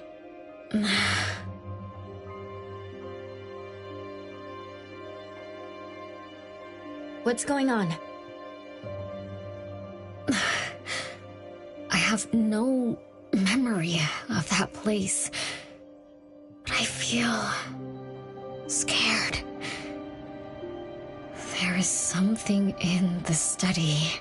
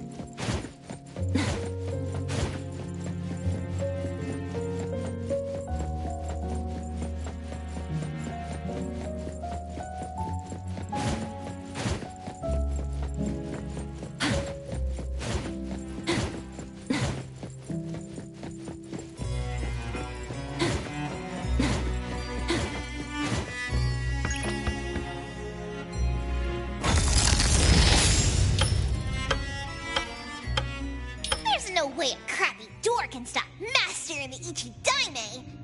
This is the only locked room in the whole place! I smell secrets! Do not let your guard down. Be careful. Yes, Master! Another grandfather clock? Ugh, either Lady Dolores is a clock nerd or this anomalous realm is related to the concept of time. Something feels off. Let me look closer. Wait, Natalie. It's the anomaly that attacked Renee. I think it doesn't want to hurt us. We're not its target. Renee is. What was that thing about rule-based anomalies again? It follows rules. It only starts moving at exactly 9 o'clock, and its target is just Renee. You're right. Even if we attack it now, it'd likely be as futile as last night. If Blackbird is right, it only nullifies itself after completing its mission. It's getting closer to 9 o'clock. We need to find Renee as fast as we can. I don't know where everyone else is. I hope she's not alone. Let's search the area first.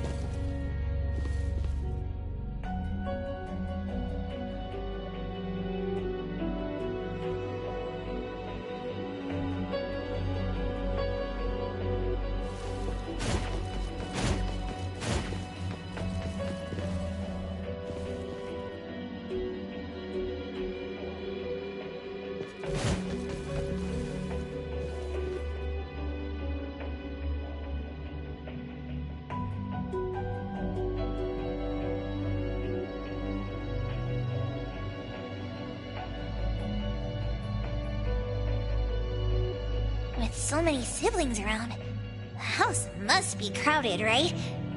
I wonder what it's like, playing and messing around with them every day. Master, do you have any siblings? Yes, and no. I did once live in a garden with many sisters, but none of us were related by blood. Huh? If you're not related at all, why did you have to live together? Mother collected beautiful flowers as she saw fit. Of course, she was also a woman with no blood relation to any of us. That's so weird. Well, but isn't that not too different from the Constantine family? There are some similarities, but knowing the Constantines, I find it somewhat ironic that our mother and Dolores are complete opposites. I can sense Lady Dolores' sincere feelings as she cared for her children. Though they are puppets, she treated them as real children. In contrast, the other mother simply manipulated the children she collected into decorative pieces for her own fancy. Master, I don't know what was going on, but I'm glad that you got out of the garden. I think so too.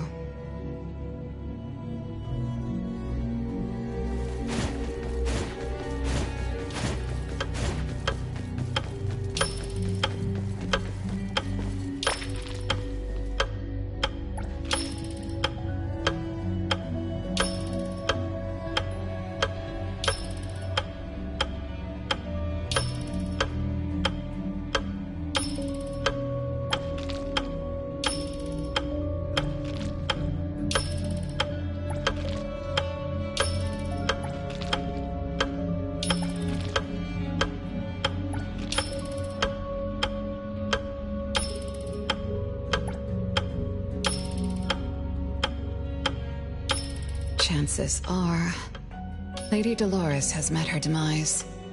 Only Renee's number is different. We won't let it turn into 0. The curse of eternal life, a fallen family, a blank tomorrow. Hints about time are all over the place. Could the numbers represent lifespan? Huh? Let's see. 20,000 days is roughly 50 years. Blackbird also said that the family was gone for about half a century. Wait, does this mean 50 years ago? Renee should have... Based on this line of thought, she should have withered along with the family. But for some reason, Renee still exists in this world. So as the days go by, she's just... racking up life debt? If the debt collector abides by the laws of nature, then I believe you're right. All creatures abide by the laws of nature. Birth, aging, sickness, and death. Those who defy them must pay a price. Even espers with near infinite lifespans pay a price when they gain their abilities. Renee, what price did you have to pay? Why did your life freeze 50 years ago, instead of reach its end? The debt collector must be hunting you because the laws of nature require your removal. So the puppets at the Bureau, they were Renee's family? Removed by the debt collector? Master, what should we do? Renee's commission. A-Bone accepted the commission. There's no reason to break our contract. I'll do my best.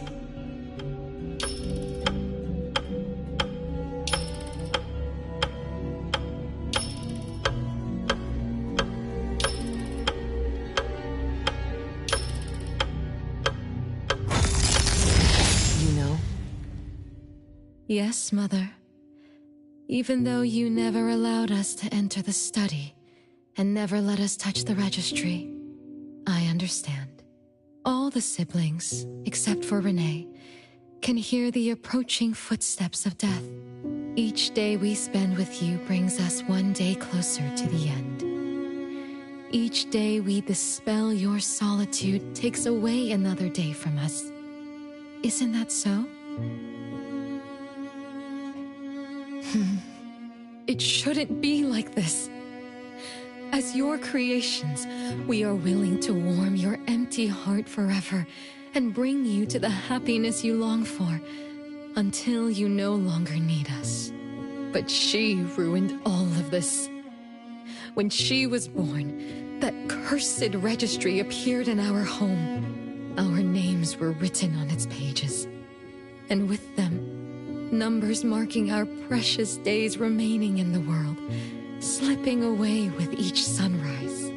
When Renee was born along with the curse, we realized the countdown began to tick steadily, and we knew all too well that our magic will fade away. last many remaining days for us to serve you. In our final moments, we want to do everything we can to make you happy. But Mother, we don't understand. Why are your eyes solely fixed on Renee? Teresa planted exotic flowers. Elliot made sweets to your taste. Yvette designed and tailored clothes. We gave it all to win a smile from you. Yet what we receive is but a blind eye. Renee is the worst of us all. Always noisy, endlessly crying, habitually screaming, and forever demanding of your attention like any other selfish child. Is that how that child expresses affection? Or do you find love or joy in her tantrums? We don't understand, but we do know one thing. That selfish child never loved her older siblings, despite all the care we gave her. Does she even see herself as part of the family? Or perhaps, being as cursed as she is, her only purpose is to destroy us. None of that matters. But your name also appeared on the registry. Does that not matter at all? The youngest daughter that you love most declared the end of your life. Because of our existence, the numbers on the registry representing your life are depleting. When the numbers reach 0, we will fall asleep with nothing left but gratitude. Fortunately, even when the numbers reach 0, you won't pass away. You were long banished from this world by that thing. You have never lived in the present. Even when the clock of fate dictated your end, as long as that thing offers you protection, you exist beyond the laws of nature. Yesterdays, todays, and countless tomorrows are all but the present to you, as you were forever frozen at that moment that thing took effect. Beyond that point, time no longer works on you. In the endless nightmares she brought upon us, this is the only thing we are thankful for. The malicious curse will never harm you. But even so, I won't forgive that child. Ever. Bella, managing family affairs has drained you. I'm tired too. Doesn't someone need to spend time with that child later? I understand. As you wish, Mother. As long as this makes you happy and fulfills your final wish, we'll maintain the facade of harmony until that child's curse destroys us all. No. That can't be right. Did I curse my own family? Am I the bane of my family, causing its ruin? Did I steal Mom's love away from the other siblings? Did I even take away their lives? Look at you, denying that you ruined everything. Exactly like before. It shouldn't be like this. You're right, sis.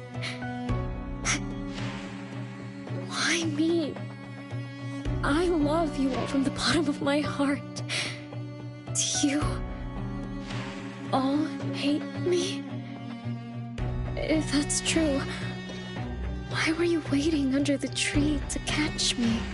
Love-hate relations in this family are more complicated than you can imagine. But no matter how much you doubt it, you can't deny that everyone here has done so much for you. Teresa prepared gardening tools and took you to plant Mother's favorite flowers to surprise her. But what did you do? You barely scooped some dirt before rushing to Mother for praise. When Mother saw the cuts on your hands from fooling around, she scolded Teresa for giving you hard work. You ran around Elliot each day, saying you desperately wanted to grow as tall as he was, So he managed your diet and made sure you drank milk. But you, just because he worried you'd get cavities and hid the candy jar on a high shelf, you complained to Mother that your brother was giving you a harsh diet. Every time you fell and tore your clothes, someone would mend them meticulously. Nevertheless, you always ignored their efforts and pestered Mother for new clothes. Mother's wish was to have a harmonious family. We were all trying to fulfill that wish, trying not to ruin anything. It would have been so much easier to pretend and spoil you the way Mother did. We could have created the harmonious family Mother wanted, even if it was just a facade. That would have sufficed.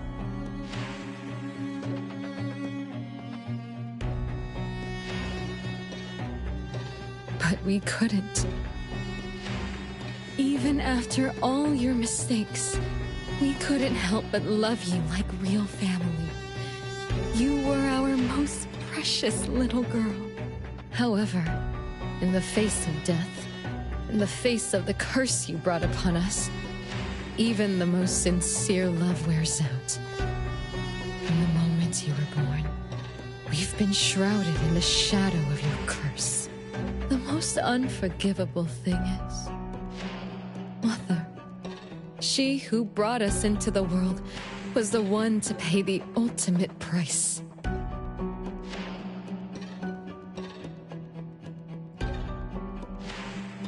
Look, it's playtime again. Your favorite game of hide and seek. You were always the worst at hiding. Anyone could find you easily. You were bad at hiding, but worse when you were it. Once, you turned the house upside down and still couldn't find anyone. I remember. It was getting late, but the house was so quiet, so empty. I remembered the ghost stories you told me. I suddenly felt the paintings were staring at me, and the tables and chairs were slowly moving. I thought you left me behind. You finally remembered. But now, looking at it, the opposite is true. You're the one who abandoned us. When you started wailing that day, we came out of our hiding places. Do you remember what we told you? We are a family, and we'll always be together. That's right. Good girl. Time is up for hide and seek. Once again, you're all alone. Come find us. I'll be it? This time, you have to find all of us. We'll be waiting for you.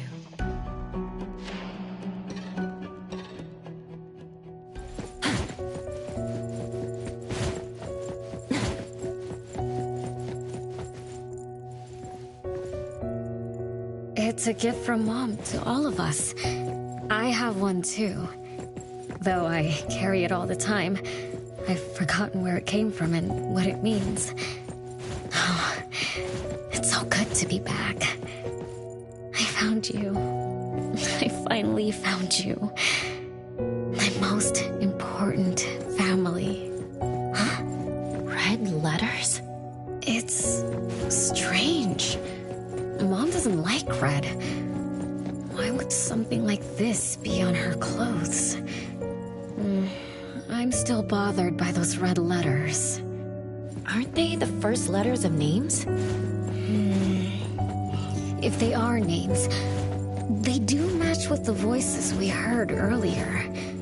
But that bright red, it's like a warning. I don't think Mom did. No one found me? Yay! I'm about to win! I already told you I'd win this time. No one will think Renee is hiding here. It's Renee's secret hideout. Who's that? Me? I thought we were it, so we can find my siblings. But why is my childhood self here? Back then, who was actually it? Was it Mom? Wait a second. Are we really seeing the past? I think so. I do remember something like that happened when I was a kid, but I only remembered part of it. What we saw should be the whole thing. Are you really sure this is the whole thing? At least, that really happened. Every small thing I remember confirms that they were real. So those words, all those hurtful words, they were real too. Is that right? Something doesn't add up. Please, follow me.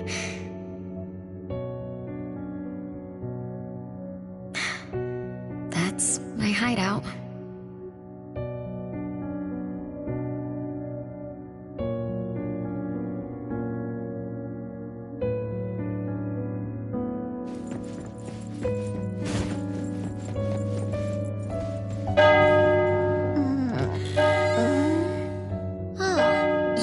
You found me. Am I the last one to be found?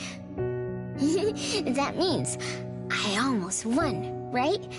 Next time, I'm going to hide somewhere no one can find. Oh, are we going to eat soon? Remember to wash your hands before eating. My big sis and big bro will check. If I don't wash my hands, he'll pinch my cheeks. He always says my cheeks are like the softest dough. He only says that because he wants to pinch them. I'm going back now. Is this the last puppet? No. The last one is here. Look, another letter. R. I've always carried this puppet around. Why is there a red letter etched to it too? It must mean... You finally arrived, Renee. Yes. Big sis, I'm back. But you still don't understand. All you did was watch a replay of how our family met our demise. You must have enjoyed how we cursed ones relive our miseries day after day. No, Big Sis, that's not true. The audience, forgetting they were part of the play, denies their sins, as if forgetting would make it all go away. Have you ever wondered why you forgot this home? Forgot us? Were you forced to forget? Or were you unwilling to look back? Renee, you can't lie to yourself. I forgot about the family because I was escaping the past. Looks like you've finally found the answer. Yes, I was born from your desire to escape everything. You left all the painful memories of home with me, so you could live carefree in your blissful ignorance. And I will forever call you back, trying to make you remember. You belong here. You belong to our family. So one day, you will knock on our door again.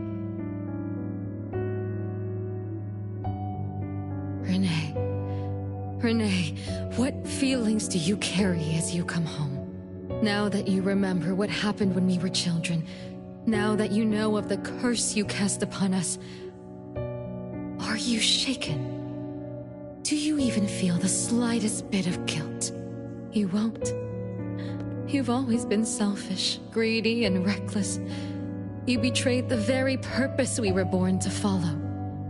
To love Mother, to be with Mother, and exist only to fulfill her wishes. I'm so sorry. I'm so sorry. You shouldn't apologize to me. Have you ever thought about our mother? Our mother who exists outside the flow of time? What could be her ultimate fate? Mom? What happened to Mom? She gave you everything. All her love, all her life, and that thing. Her eternal present, which would have sustained Mother's immortality.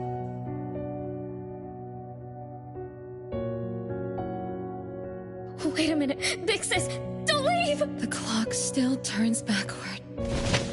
Let's return to the past to witness that final day of destiny where you are forever frozen. Come then, child of betrayal. I'll be waiting for you on the final stage.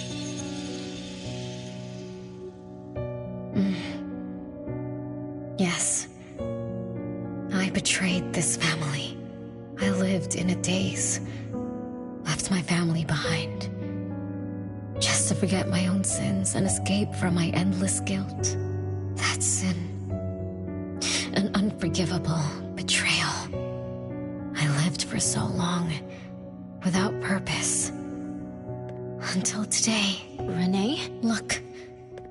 This is the message my siblings left behind. I'm not just the cursed child.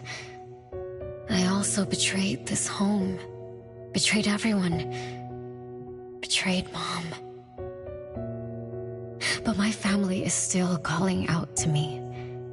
I still have a chance, right? If only I could go back to the past. Back to that last day at home. There's only 2 hours left. I need to find a solution soon. I should talk to Renee about what just happened.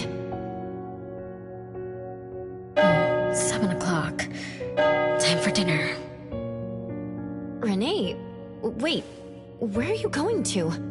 Oh, hurry. The food's getting cold.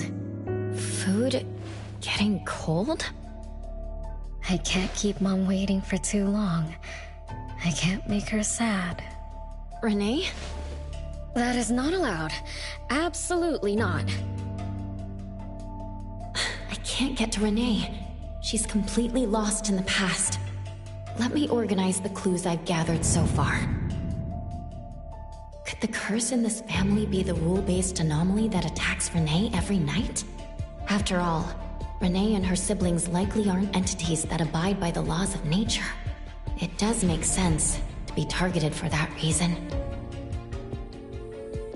But if that's the case, why does the anomaly only appear when Renee wakes up? Shouldn't the anomaly that enforces the laws of nature have appeared with the first child? Can we really trust this, Bella? Something's not right. Also, why does the puppet Renee carries also have a red letter on it? Are these things caused by the anomalous realm? Or perhaps someone, an Esper, orchestrated all of this. Is that Bella really a shadow from the past? Anyway, I should catch up with Renee.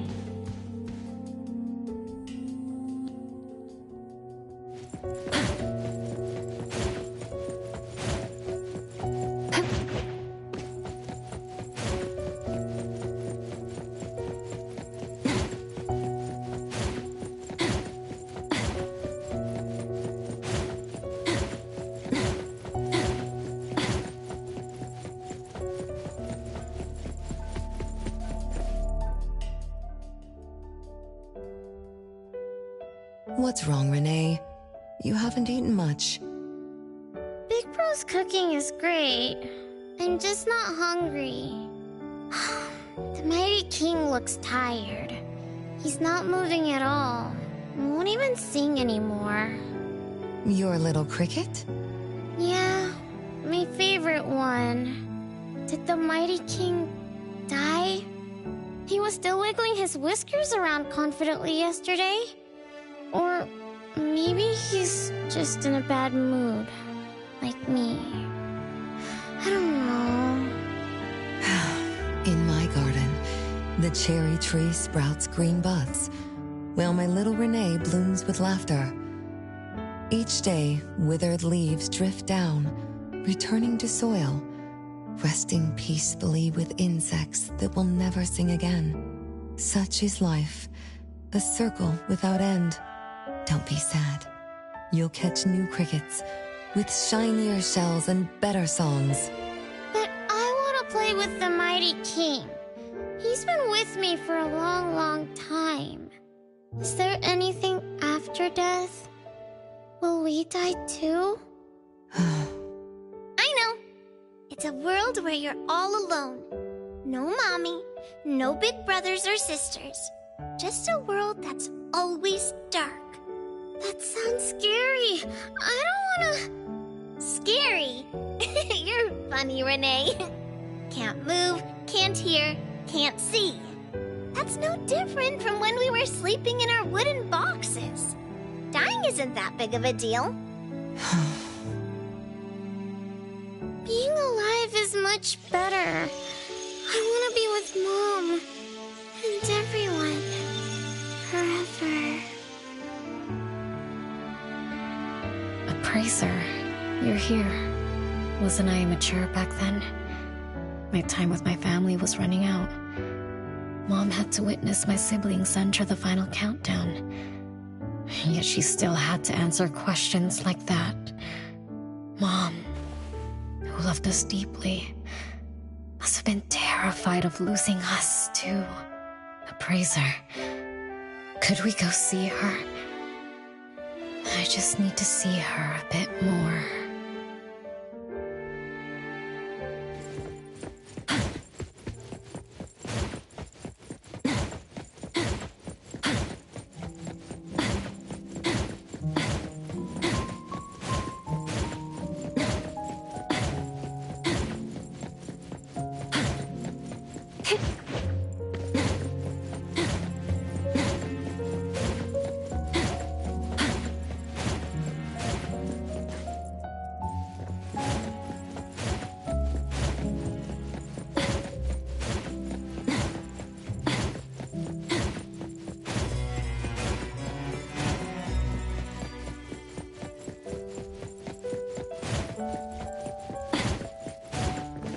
It's way past your bedtime, little troublemaker. I can't sleep. Oh, still feeling sad about the Mighty King? Bella told me I'd feel better if I cry. She said that kids like me just needed to cry, get a good night's sleep. Then all trouble will disappear by tomorrow. She said that no matter how sad she felt, she could never cry. So she was jealous that I could. Why can't Bella ever cry? Mama is the same. Huh? Why? Is it because you are grown-ups? Because grown-ups are strong? Mom and Sis work so hard for every chore in the house. I want to grow up soon to help you. I'll grow as tall as Mom wants. Oh, if you want to grow tall soon, you can't be picky about food. No, I don't want to eat green peas. All right now, Mama will tell you a story and put you to bed. You'll grow fast as long as you sleep, okay? Are you continuing yesterday's story? No, tonight I'm telling you a story that no one has ever heard before. Once upon a time, there was a carpenter living in the royal city. Her skill was beyond compare. People said she had the magic to breathe life into wood. If she wanted to, those lifelike puppets she created could become alive. The old carpenter loved crafting, but she was facing a most difficult challenge. As she grew older, her eyesight was no longer as sharp, and her hand that held the carving knife wouldn't stay still. Could that be the end? She remembered what people said about her. If she was as good as they say, couldn't she craft her own assistant? She made up her mind, then began to work. What should a perfect child, a real child, have? He should have the strongest body, The child was born. He was sturdy yet nimble, and once his spring is sprung, he could run 2 laps in the royal city with no one able to keep up.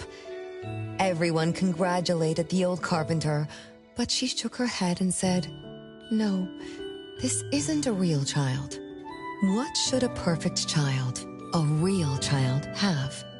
He should have the most beautiful face." The child was born.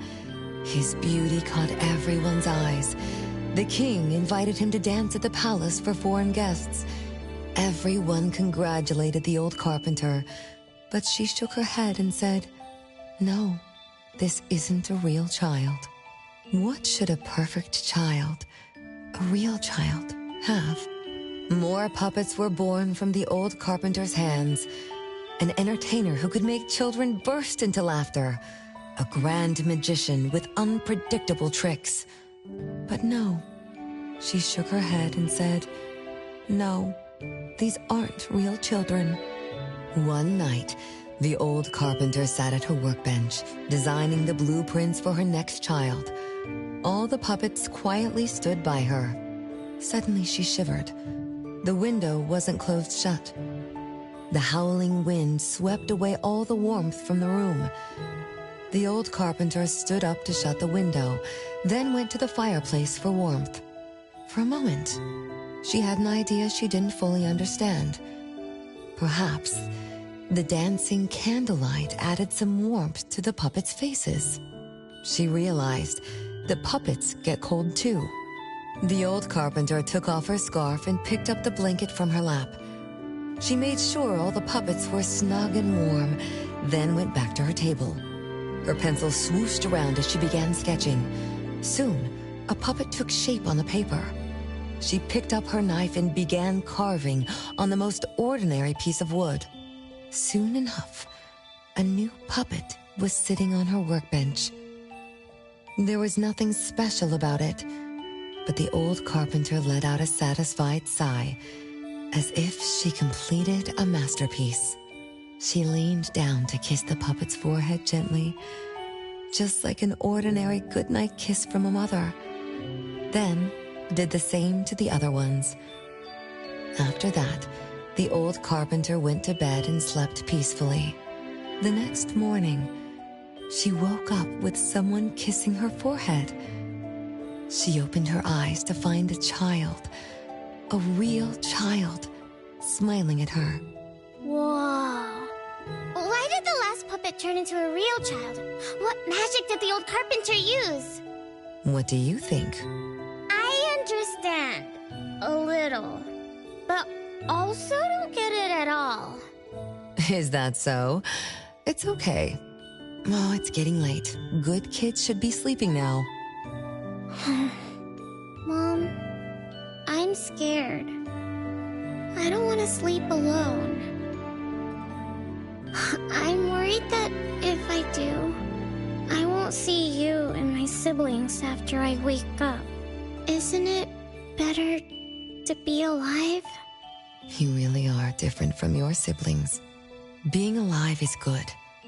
But what exactly makes it good? I can eat meals with my family, while play hide and seek, and listen to Mom's stories every night before I sleep. How wonderful! Mom, don't you think days like these are wonderful too? You're right. This is the best life being with you. The best times in Mama's life is when I spend time together with you, my family. No, it's not. When I grow up and can do so much more, that's when it'll be Mom's best time. By then, I'll be so tall that Mom will be surprised. I'll be able to reach whatever Mom needs to reach. Then I'm going to learn how to drive. I'll definitely be the first one in our family to drive.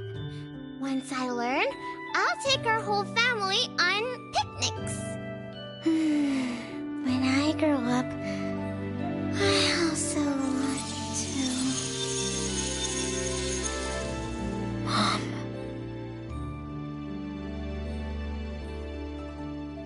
Live. Live forever and ever. Do you remember now? That most selfish and greedy wish you made to our mother. With our death sentence, we should have turned back into puppets over 50 years ago. Have you ever wondered why you've been able to escape the debt collector until today? That's the secret that granted eternal life. The secret that froze Mother's body and soul at that very moment. And the price she paid for this eternal moment. Exiling herself out of the mortal world. Living without worry or care. Without joy or sorrow. Without thought or feeling. She should have been enjoying her unmoving life. And we should have been nothing but puppets she made on a whim, with the sole purpose to serve as her children. All we had to do was live under Mother's roof, love her, be loyal to her, and fulfill all her wishes. It should have been that way, even when faced with the registry, faced with the curse you invited. All we could do was to give everything we got, and do our best to fulfill our mission until the countdown ends. But what about you? You endlessly sought for Mother's attention, affection, and everything she could possibly give. Now tell me, on that final night, what did you wish from Mother? I told her I wanted to grow up fast. That's right, honest child. And then?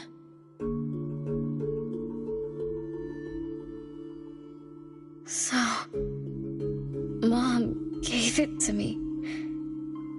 Her eternal present. No! It shouldn't be like this! I didn't know! What have I done?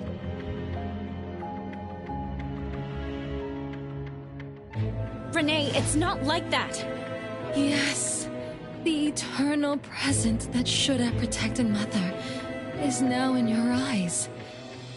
You didn't just betray us, but also the person who loved you most. So tell me, how does that make you feel? Guilt? Regret? But you don't need to apologize to me.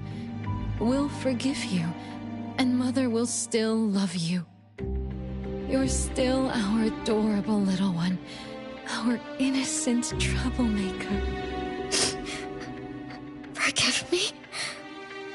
I can still earn your forgiveness? And Mom will also? Yes.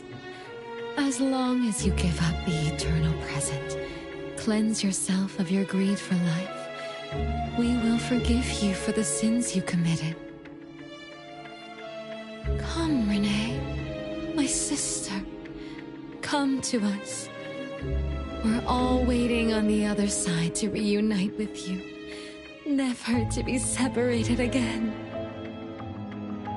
Don't listen to her!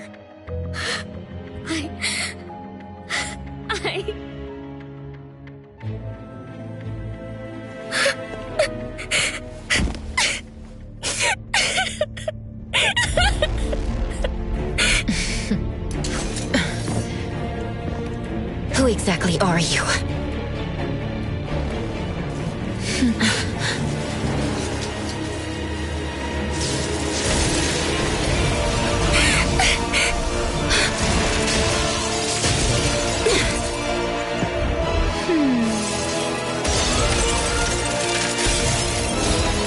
Watch out!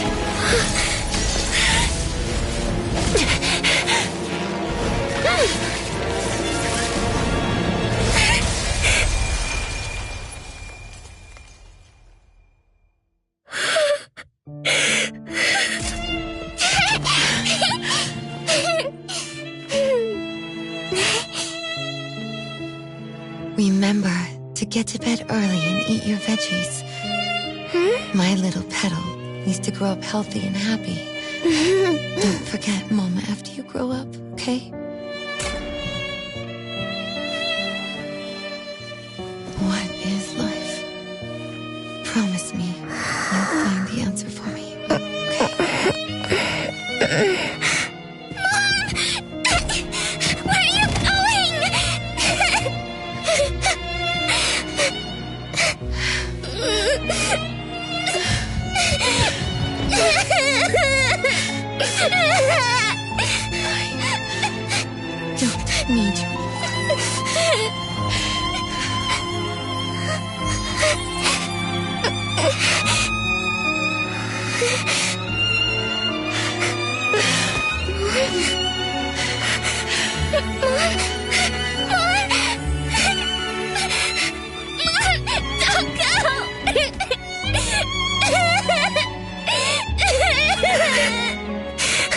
It's all my fault.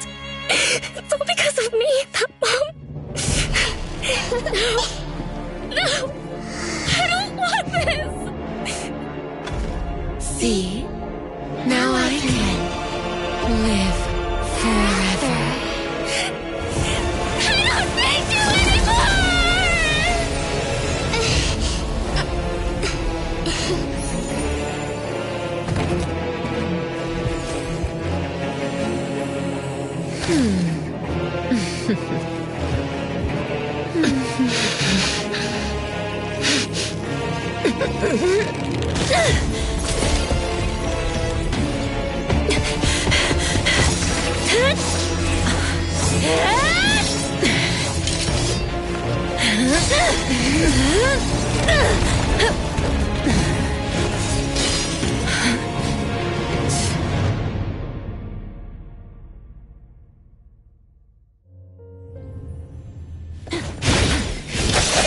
It's fine.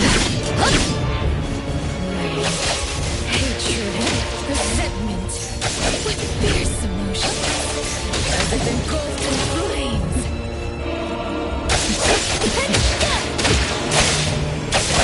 Be careful.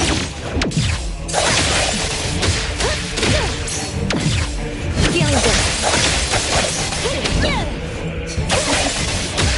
Great. Let's finish this.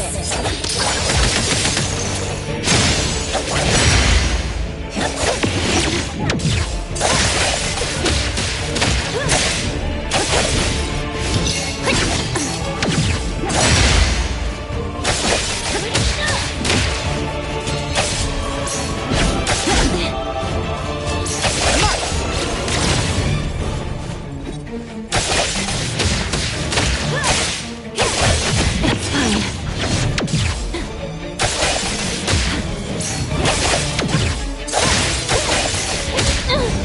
My mistake. Let's finish this. Be careful.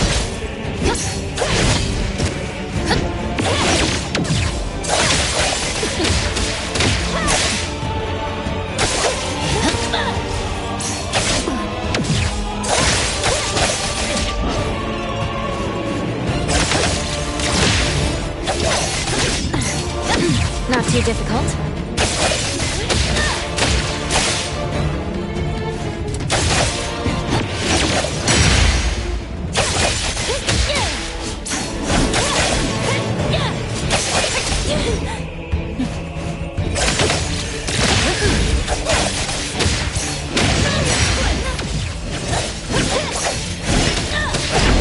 Take splinter and fracture. Stronger than I expected. Let me show you something.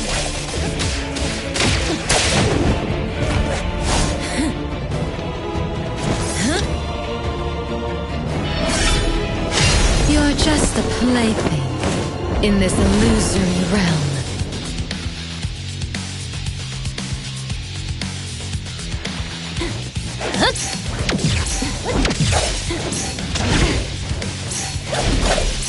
Feeling good. Entertain me with your strikes.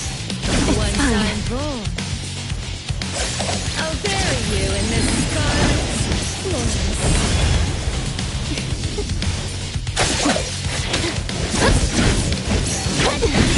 Watch the timing.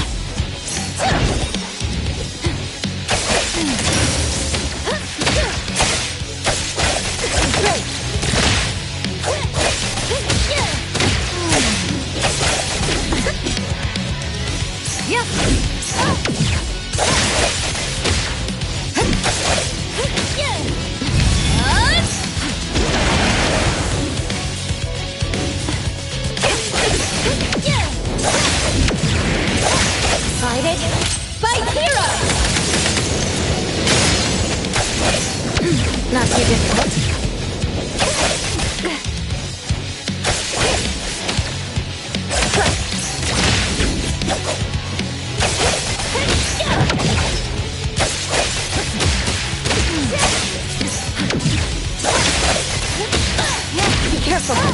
good.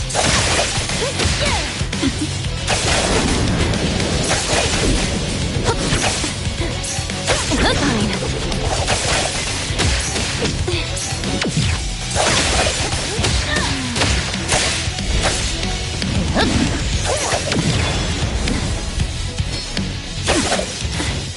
Let's finish this.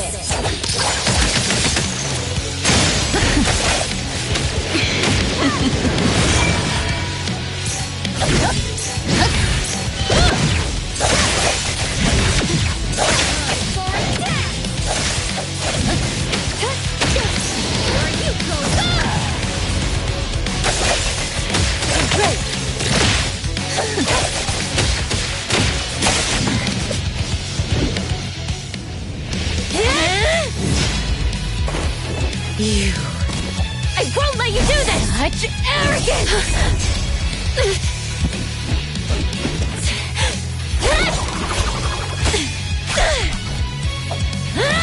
Is that it?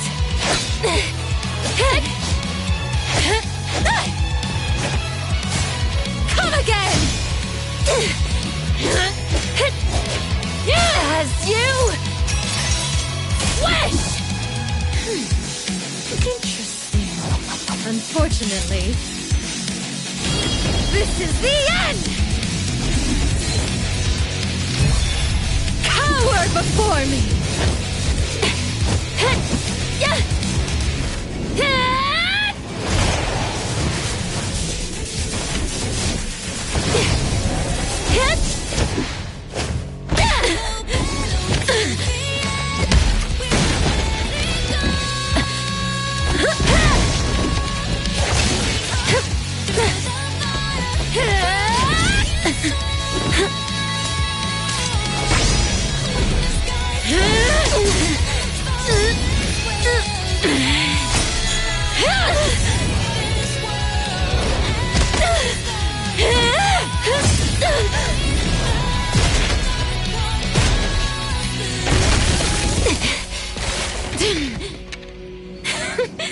That look on your face. I like it!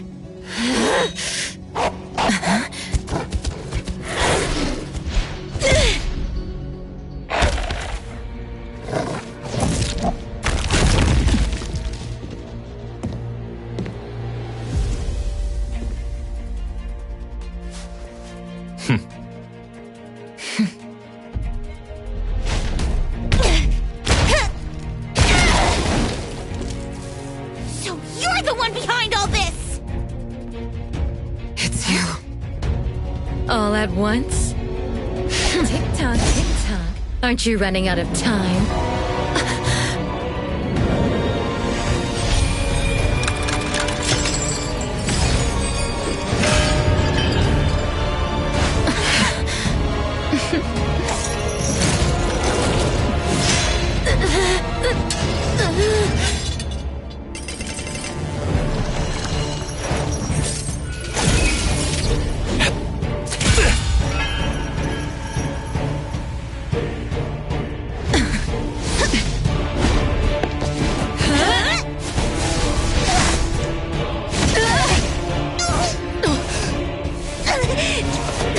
You're slower, Daffodil. Is this little cutie distracting you? I wonder when she dies, she'd be just as charming!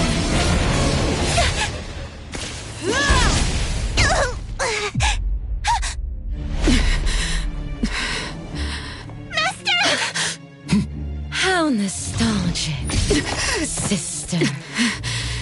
Sanko. We'll meet again. Just so you know, Mother misses you too.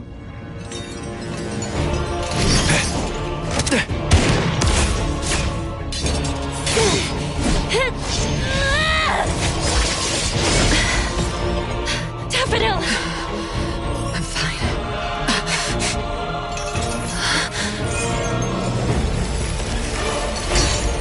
It's not over yet.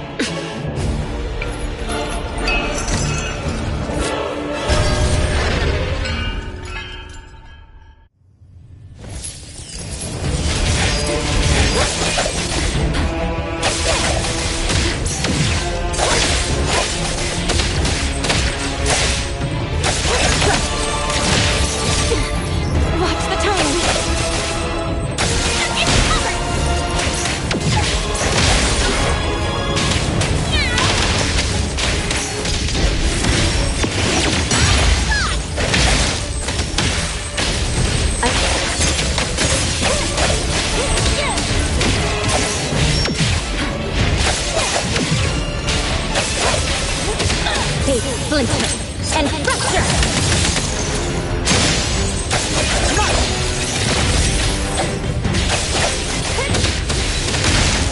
Everyone, follow my command! Just warming up.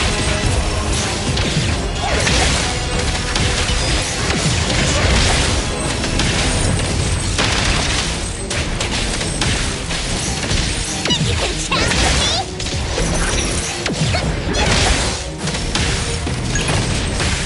Let's play, then break!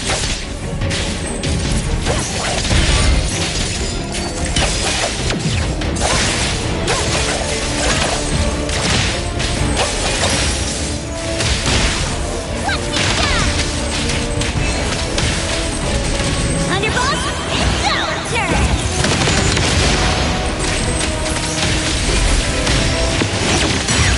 Child's play!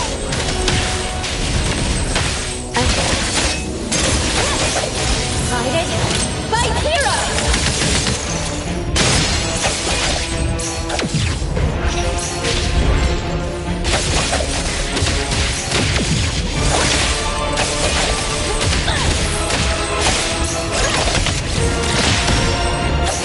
Careful. Feeling good. Perfect timing. It's covered!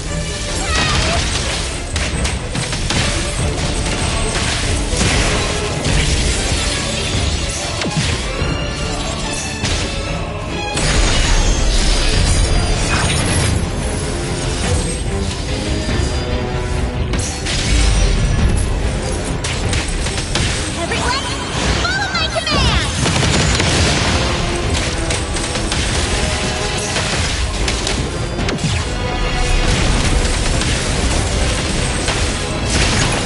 Trust me. Let's finish this.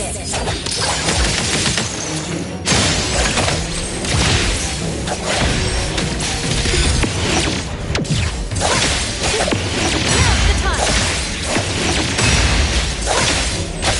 Time for change! Nice work. Thousand eyes, awaken!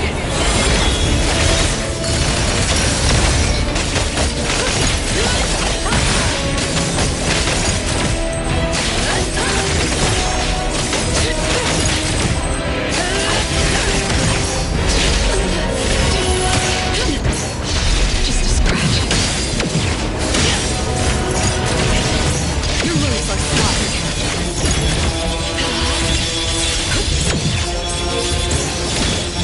Again. Just a scratch.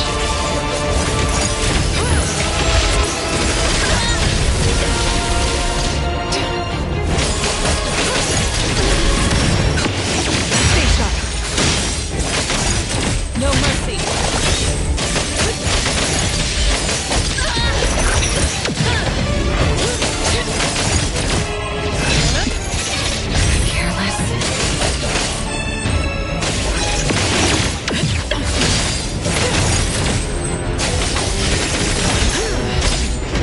What you see is an illusion.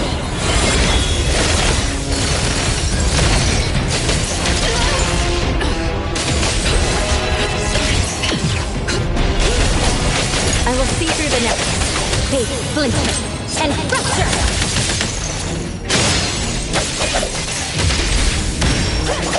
It's fine.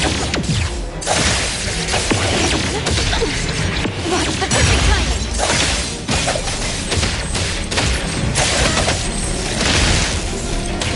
Take that! The city's mine! Is everyone okay? I'm fine, but Daffodil, are you okay? Master got hurt the worst. And it's all because of me.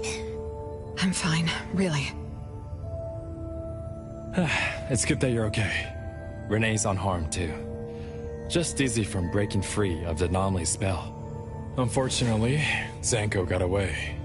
She's the core member of the criminal organization, the Scarlet Letter. And a report for the puppetization case. That's gonna be a lot of paperwork. Thanks to everyone from A-Bone. The Bureau will continue to investigate into the aftermath of the issue between the debt collector and the Constantine family. Tomorrow morning, I want those who know anything about the Scarlet Letter at the Bureau. We need to have a proper chat. Daffodil? I shouldn't need to fetch you at A-Bone, right? I see. Huh? Says who? Master deserves some rest tomorrow! Natalie, Appraiser. Let's go home.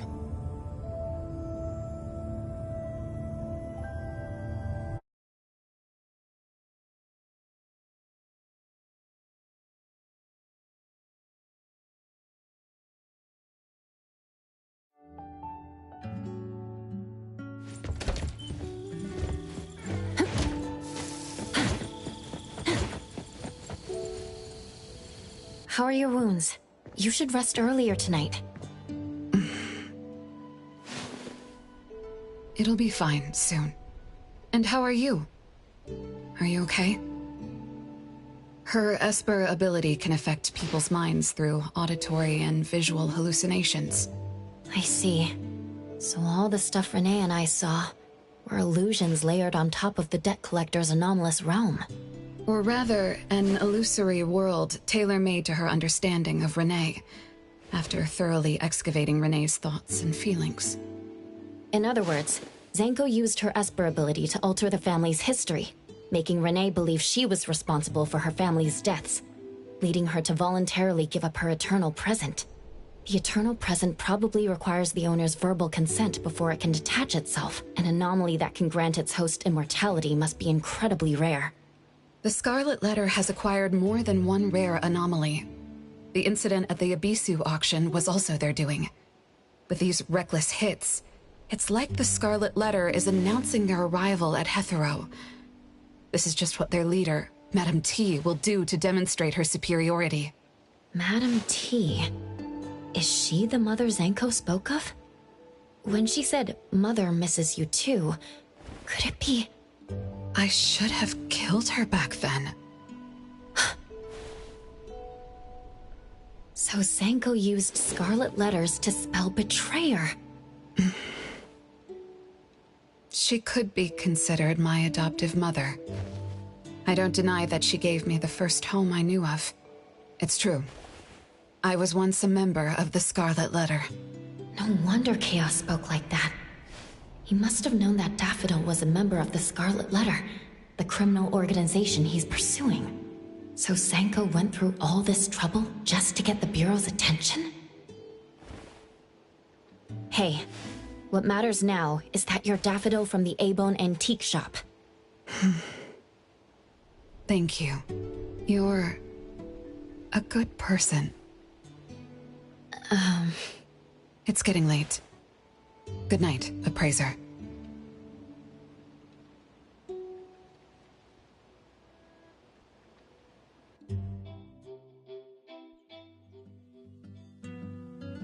Oh, Appraiser, have you seen Master? Daffodil isn't here? She's been gone this morning, and hasn't come back. Maybe she's assisting the Bureau.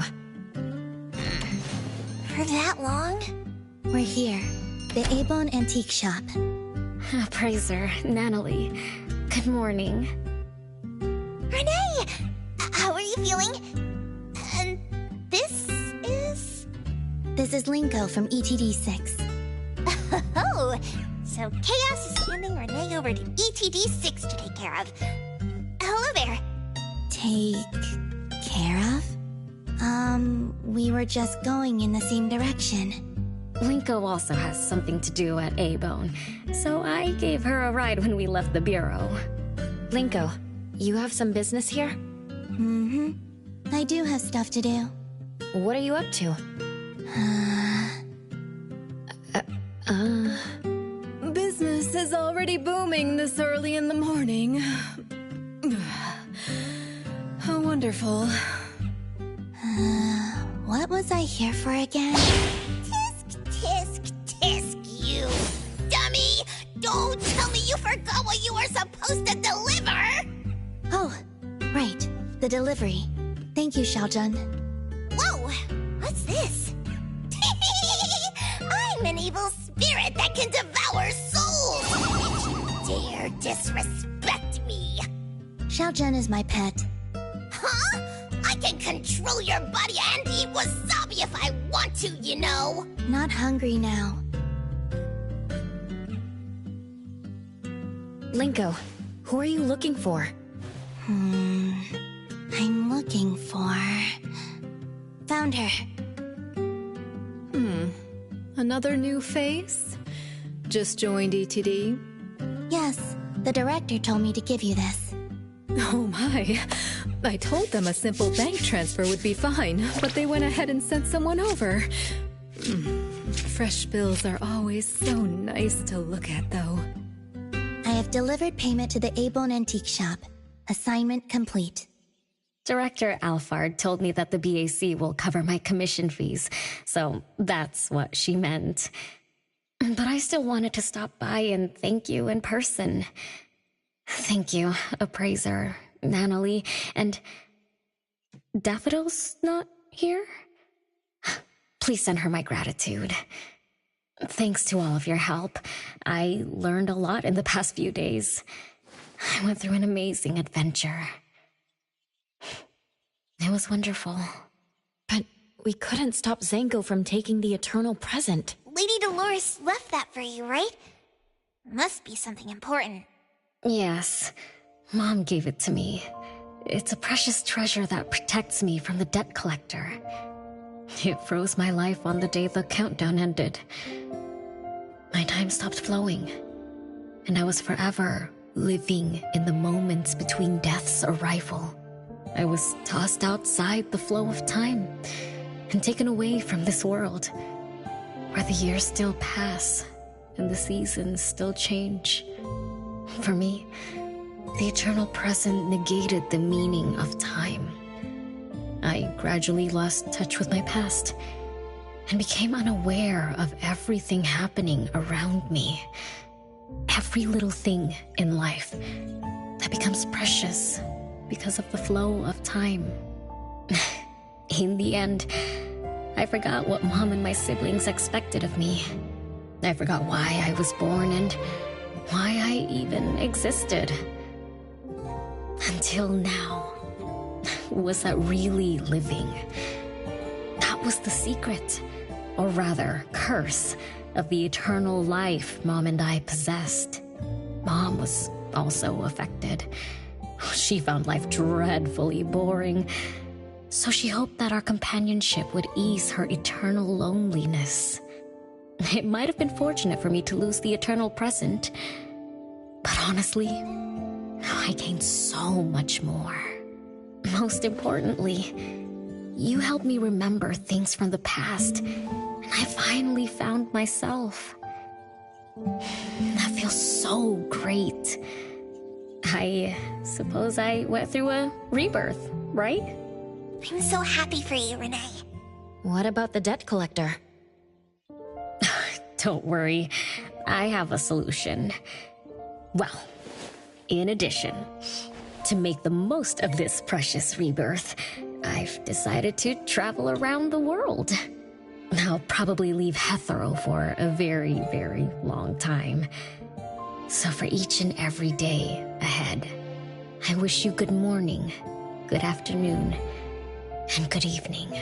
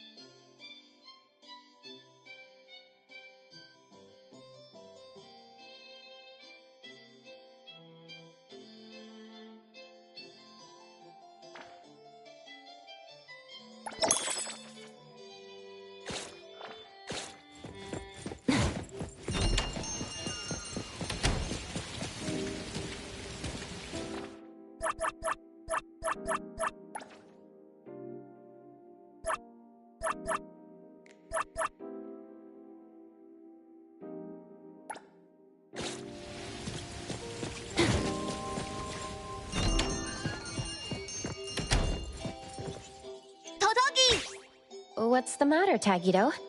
Tagido! Gem commission?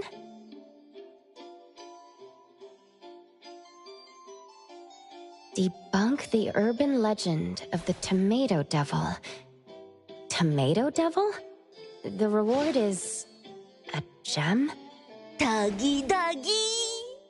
Tagido seems really excited. Is he running low on pocket money again? Alright, I'll come with you then. Tadagi! You know where this Tomato Devil is? Tagita. Good day, appraiser. Tagido seems quite cheerful. Did something good happen? Tagido took a commission to deal with the Tomato Devil. He'll get a gem as a reward when it's done. We're about to head out and take care of it. Tagi! Tagido's always had a thing for shiny things. No wonder he's so excited about this commission. I've heard things about this Tomato Devil myself lately. Word is that several Tomato 100 vending machines around bridge crossings and Illusion Town have been repeatedly damaged by an unknown anomaly. Multiple units are already out of order. Witnesses reported seeing strange lights and hearing low, eerie sounds during these incidents. That's how the rumors of the Tomato Devil started. The Tomato Devil is still active out there. In my humble opinion, there might be some clues near those vending machines. I see. Thank you, Adler. Tagido and I will go check it out right away. Good luck, and be careful out there. Tagi!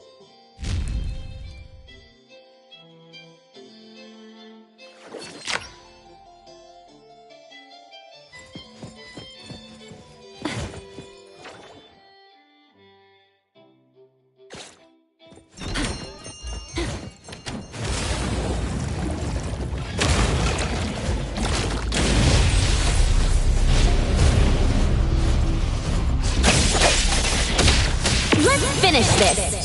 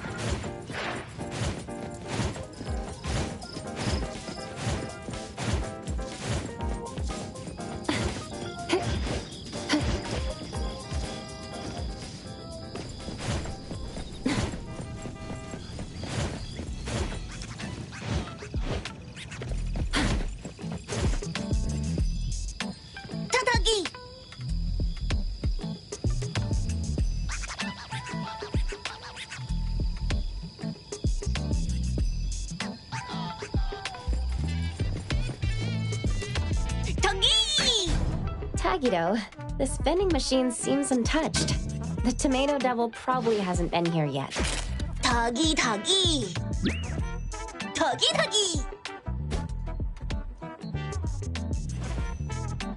Sure.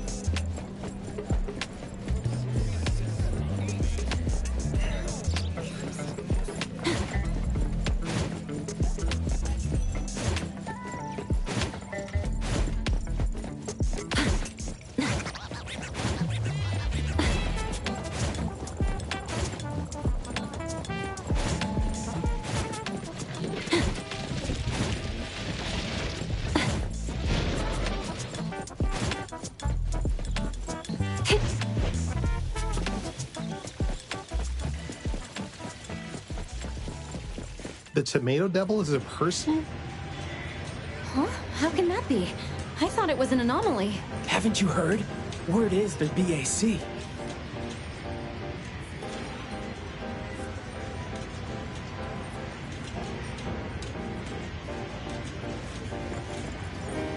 Doggy. A TB anomaly? Whatever you're selling, I ain't buying. This thing's broken. Go play ad somewhere else. Tagita! Tagigita! Hello. We're here to investigate the damaged vending machines. Oh, I see. You're also here for the Tomato Devil Commission. Could you tell me what you know about the Tomato Devil? Hey now, we're all hunters here. Asking for free intel right off the bat? That's not how we do things. We're after the bounty, not friendship. This is business. Tuggy? Hey, they look pretty fresh. Let's not give them a hard time. We're not getting this done anyway. Might as well tell them what we know, right? Is the commission difficult?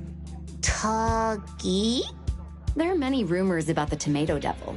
The earliest version tells of a tomato that refused to be made into jelly, so it turned into an anomaly and escaped from transport.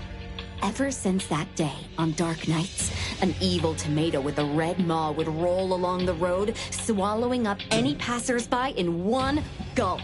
Doggy. Several people have already been attacked. If you don't want to get caught, bring some garlic with you. It'll spit you right back out if it tastes garlic. Tuggy. After these stories spread, there were indeed fewer people wandering around in the late nights. But it wasn't long before nearby vending machines started getting destroyed frequently. Tomato jelly splattered everywhere. The first witness even thought they'd stumbled onto a crime scene. The poor guy was so scared he fainted. When he finally came to, he was shaking like a leaf as he called the police. Oh, it even made the news. For days, the bagel forums were filled with all sorts of wild theories. You wouldn't believe the stuff people can come up with. They say the tomato anomaly was just taking revenge on the vending machines because it was angry about humans turning its friends into jelly. Some posts theorized that it deliberately lurked near vending machines, knowing that tomato jelly lovers would show up there sooner or later. And it will, when the moment is right. This anomaly's been quite the hot topic lately. The high bounties attracted some people to stake out at night. They've even managed to snap some photos. You mentioned the commission can't be completed. Does it have something to do with those photos? All right. I'm feeling generous today. I'll tell you, the Tomato Devil isn't an anomaly in the first place. Tuggy? Word is, it's someone from ETD in the BAC. Tuggy? We're anomaly hunters, not people hunters. If it's a person doing the deeds, there's nothing we can do about it. And not to mention, it's with the most terrifying division of the BAC. Oh, well, it's just rumors. It's just rumors. There is no way that a BAC personnel would damage public property, right? Hey, who knows? Maybe the stress got to them and they needed to blow off some steam. Can't rule anything out. And from what I've heard, the ETD is full of weirdos, even hardened criminals. Wouldn't surprise me one bit if they really were behind this. The incidents have been going on for quite a while now, and the BAC hasn't made a move. Maybe they're covering it up. Who knows? Yeah, we've looked into several vandalized vending machines. They all show clear signs of human tampering just like this one. So to conclude, this commission's a dead end. We will be picking up other jobs. No point in wasting any more time here. I see. Thank you for the intel.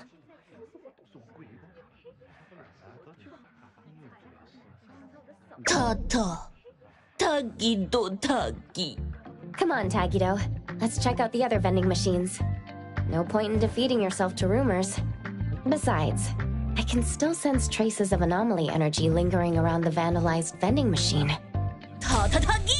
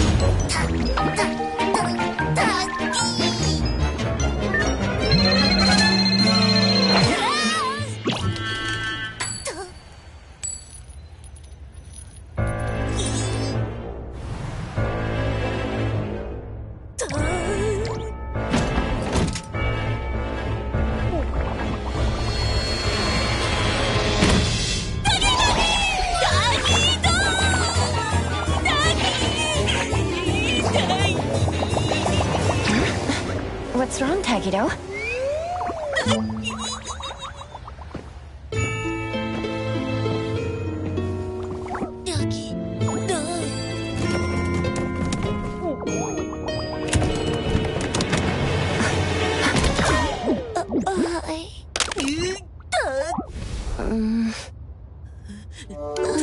It hurts. No,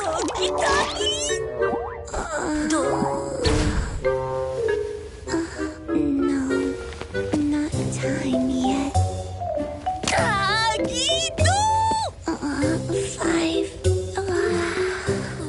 5 more minutes.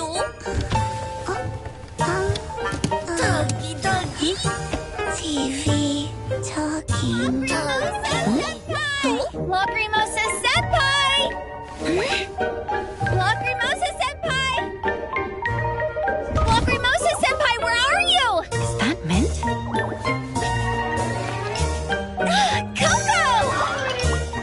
Coco, Tagido, and Lacrimosa Senpai! Here you are. I've been trying to call you.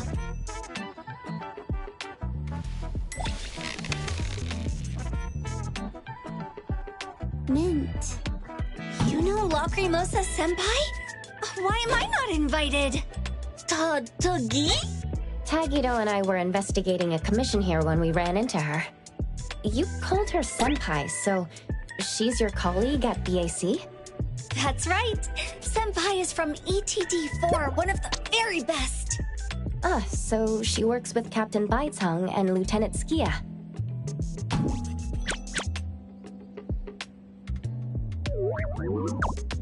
Oh, come on, Senpai. No more sleeping. We've got a job to do. Don't need waking up from many people. Lacrimosa won't oversleep. Don't tell me you've been sleeping here all day. Came early. Lacrimosa won't be late. Tagi.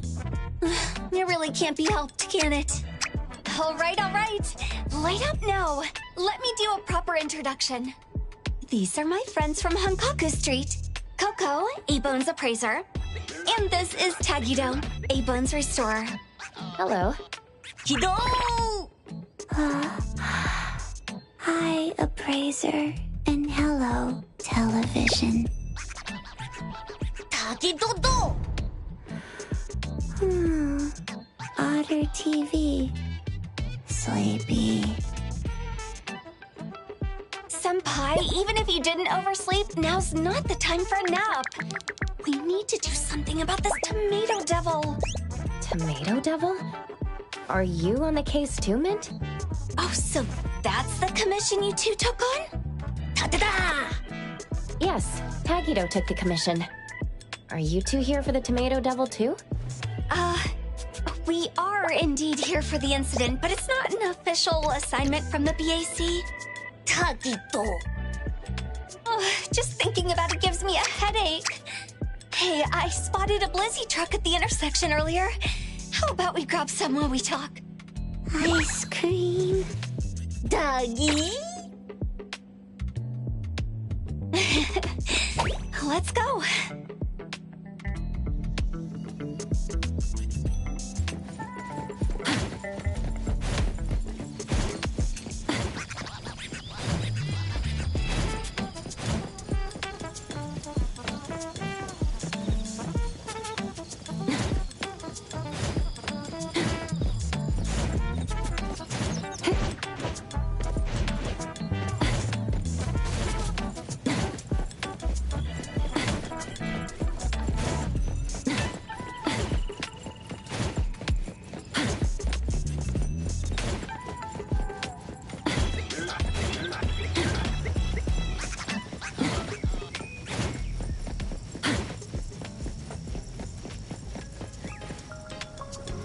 Welcome to Blizzy, the right amount of sweet in a blitz. Plenty of flavors for you to choose from. Fresh or creamy, we got them all. Doggy, do.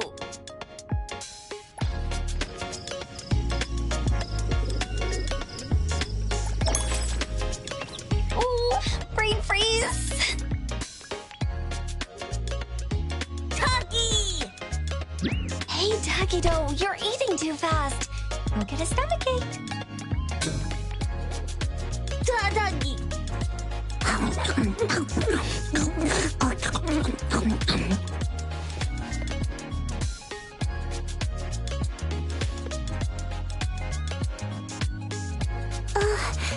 Head cold.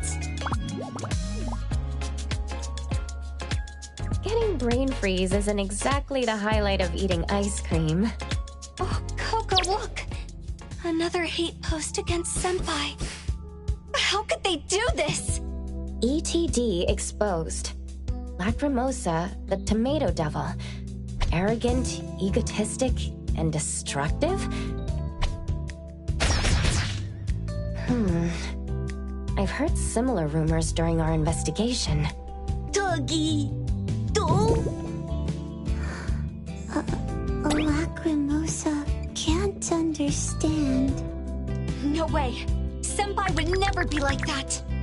Skia-senpai said the Tomato Devil might have been a product of all these nasty rumors about Senpai. Rumors became an anomaly? Yeah. Here's what happened. Senpai is, well, not exactly the most sensical person. Not long ago, she tried to buy tomato jelly by lifting and shaking the vending machine. Tadaki!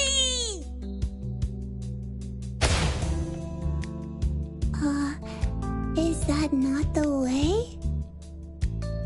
As you can see, not exactly the most sensical. Skia-senpai tried to fix things up by bringing Lacrimosa-senpai to make a proper apology. But by then, photos of her lifting the vending machine were already making rounds on the internet. At first, the discussions online were pretty friendly. People were saying that even though what she did wasn't exactly right, there was something endearing about this girl. But then someone found out that Senpai is in the ETD, and the comments just kept getting nastier and nastier. They were saying all sorts of awful things, like how she was abusing her privileges, how the BAC was covering for her, and how she never faces consequences for her actions. Skia-senpai already took care of the compensation, and Lacrimosa-senpai apologized properly. But for some reason, no one seemed to care about these facts. No one even shared them.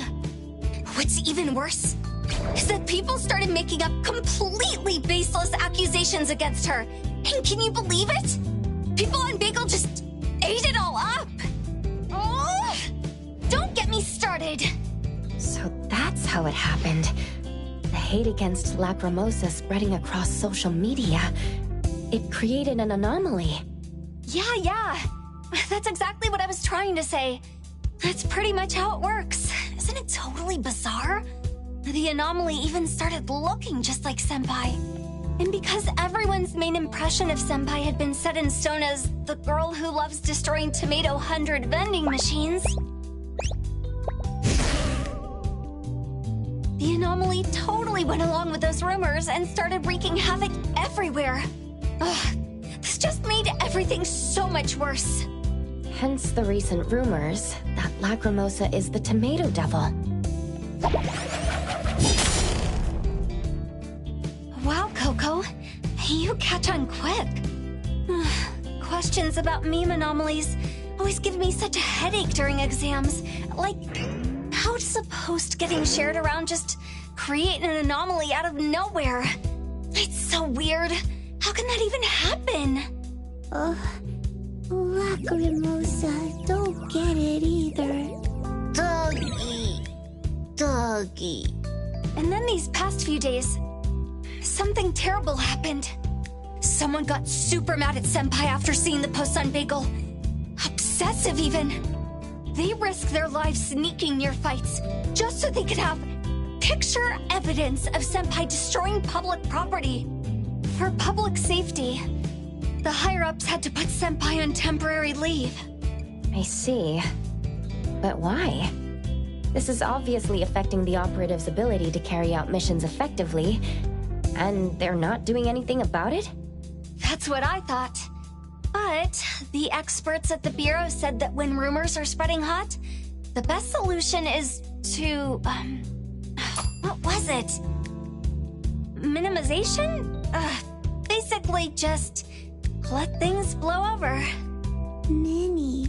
Cute. Lacrimosa like minimization. That's not what it means. It is... Just wait around and do nothing until it's over. I can't sit with that. So you're trying to take matters into your own hands? No. I wasn't going to act on my own. I calmed down after a while. I have this really nice friend at ETD who spent ages tutoring me. They told me that a part of meme anomalies come from... the minds and lies of people. Minds and lies. Yeah, they said these kinds of anomaly, they pretty much can't be nullified until everyone stops talking about them. Look, I'm not that dumb. After all that lecturing, I knew better than to tackle it head on. So, I tried a different approach instead. Think about it. If we can keep the vending machines safe, people will forget about this whole thing much faster. That's why I took my day off to meet up with Senpai and begin our protection duties. Instead of dealing with the anomaly head on, protecting the vending machines might just work better.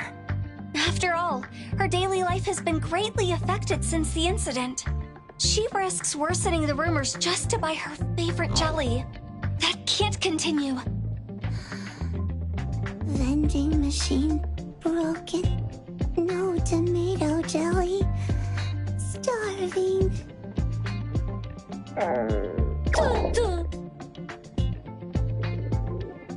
Tuggy! Of course. We'd like to help if that's okay.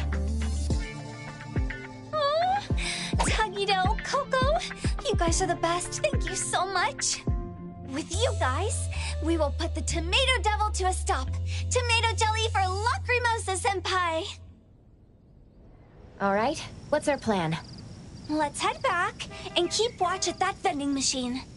The Tomato Devil only comes out at night and breaks the vending machines. We haven't noticed any other patterns in its behavior. We could only find a working vending machine and wait there at night. Tuggy-Do!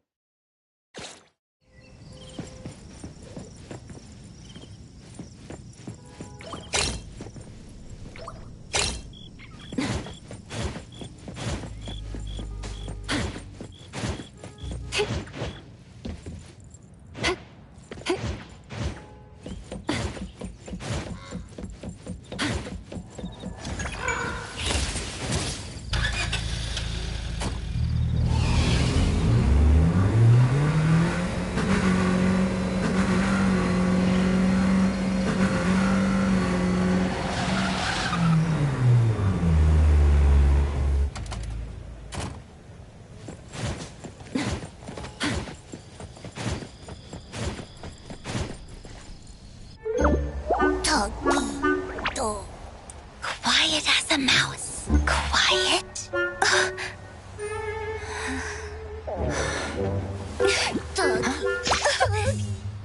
Hungry. Tomato jelly. Senpai, wait up! You gotta pay first! You can't just take it! Huh?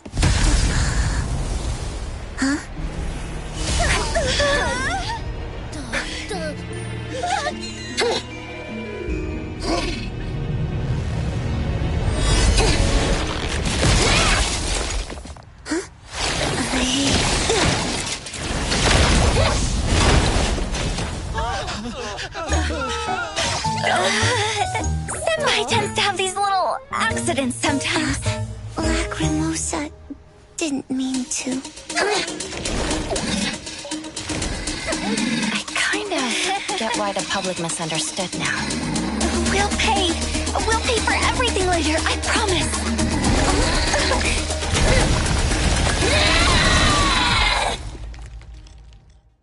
Did the Tomato Devil get angry? It never attacked people before. Maybe it thinks Lacrimosa stole its job. No need to get far away. What is the bad guy? Get first!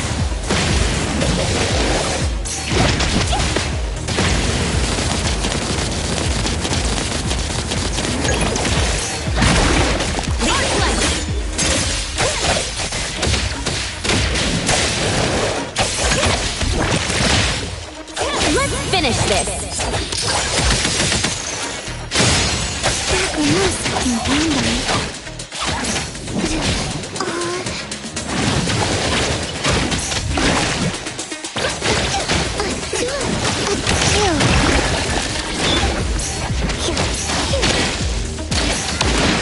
I'll go home early today.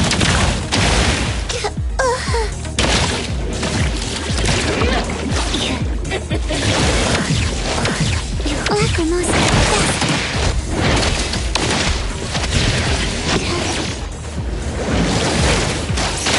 forgot to dodge.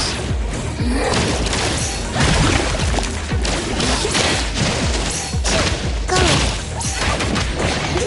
I will see through the nexus. Great. I'm here, Coco. Can you keep up with the wind?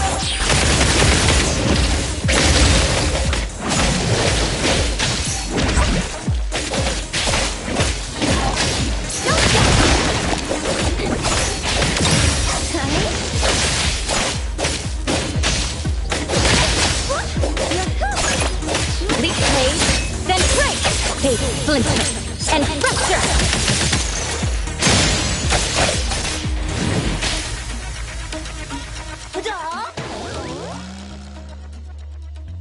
It doesn't feel like it's nullified. The anomaly disappeared on its own. Got any other leads, Mint?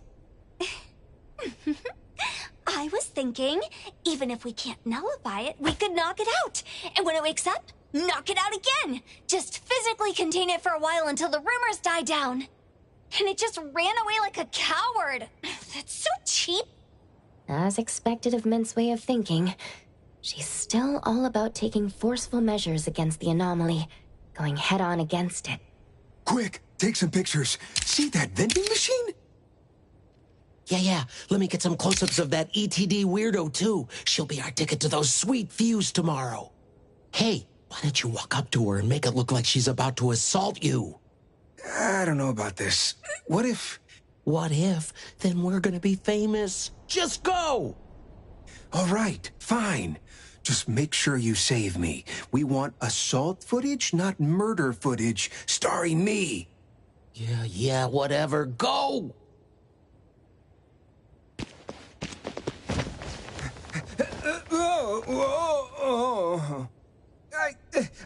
I won't tell anyone what I saw. Please, let me go. Huh? Hey, you all right? Get up. Got the pictures. Let's bolt.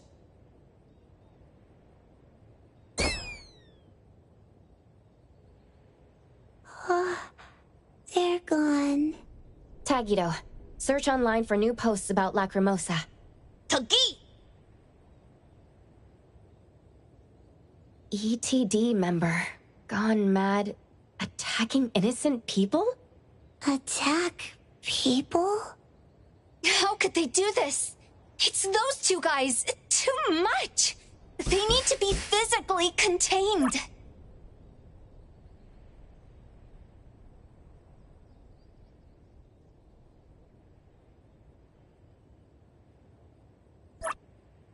No, Mint. They're not anomalies. Ugh! Besides, chasing after them might be exactly what they want. They might get more pictures in the process and frame us even further, worsening the situation for the BAC, the ETD, and for Lacrimosa. You're right. I got carried away there. Check. Mint, urgent. We need you for a containment assignment. You have the coordinates. Got it. Dougie. An assignment out of nowhere. There goes my day off. Guess my plan will have to wait. Hey, Coco, would you mind taking Senpai back? If Senpai went alone, she might get into more trouble like earlier.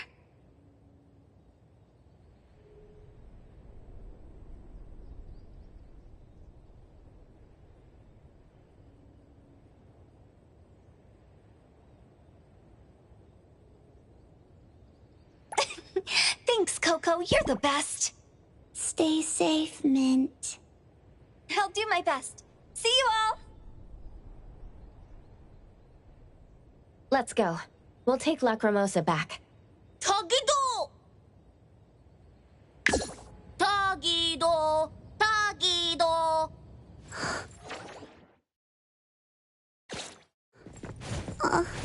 Lacrimosa hungry. Tomato jelly. Maybe we could find a working vending machine nearby. 저기도! 저기도! Tagido. Tagido. 저기도! 저기도!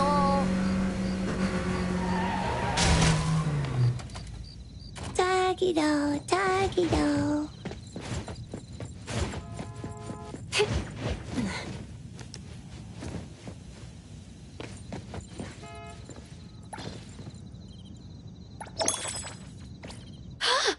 The tomato devil? Hey, keep it down! It's guys from the Bureau. From ETD, no less. What are you trying to do now? You think being ETD gives you the right to do whatever? Why don't you explain yourself to us, huh?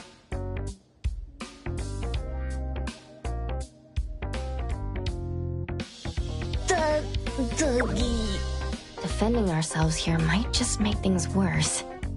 Maybe the experts in the Bureau were right about letting things blow over for now.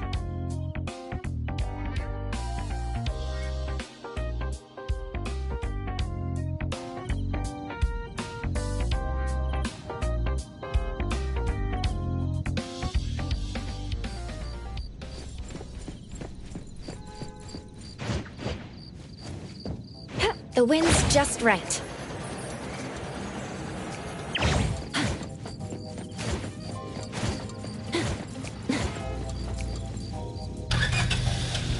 Let's go.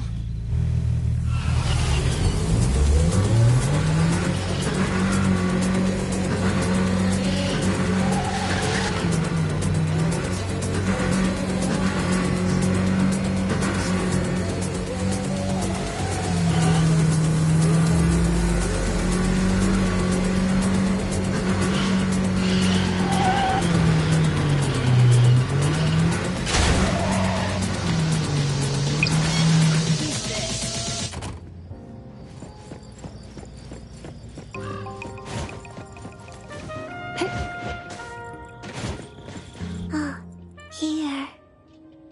저기! 저쪽! If you ever need any help, Lacrimosa, feel free to come to us. Tomato jelly. 저기도! Of course. We could help. Until things settle down, we can get the jelly for you while you lay low for a bit. Okay. Well then, Tagido and I should head back now. Good night. 저기! Good night, Appraiser. Good night, Otter TV.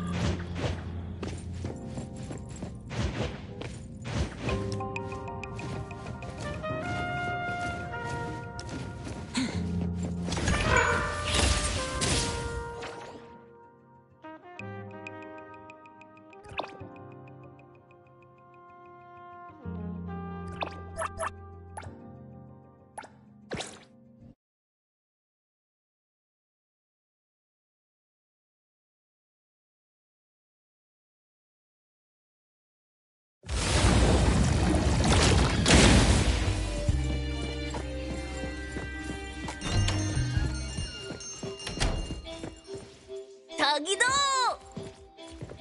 Welcome back. I hope the commission wasn't too taxing. We ran into a bit of a situation.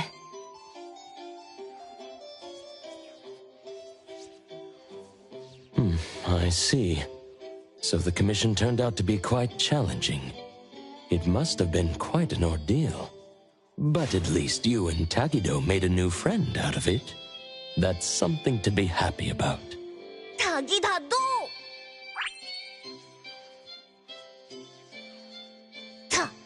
타기! By the way, Adler, do you know anything about meme anomalies? Well, just a little. These types of anomalies aren't as common as bioanomalies or object anomalies, and we rarely receive commissions related to meme anomalies. After all, brute force alone means nothing against meme anomalies. That's why most anomaly hunters can't come up with an effective way to deal with them. Even the experts at BAC suggested minimization. From what you've described, this meme anomaly seems to be closely tied to people's collective consciousness and cognitive perceptions. The common approach is to weaken these collective perceptions as much as possible, and let time take care of the rest. The Tomato Devil situation might naturally fade away once public interest dies down. The Bureau's approach is definitely the safer option here. If we could change how people perceive the Tomato Devil, would that lead to its nullification as well? Yes, that's theoretically possible. However, significantly altering an established fact that many people firmly believe in is rather challenging to achieve in a short time. Thank you, Adler. We'll take your advice into consideration and give it another try tomorrow. Don't worry about it. It's getting late. Sweet dreams to you both. We'll head to bed then. Good night, Adler. 타기도!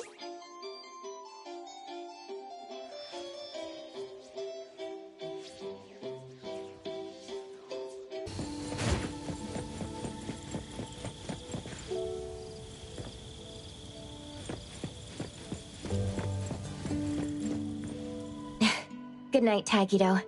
Rest well. 타기도기! Sure. See you tomorrow, Tagido. 타기! All right then. I'll be waiting for you tomorrow, Tagido. 타기다!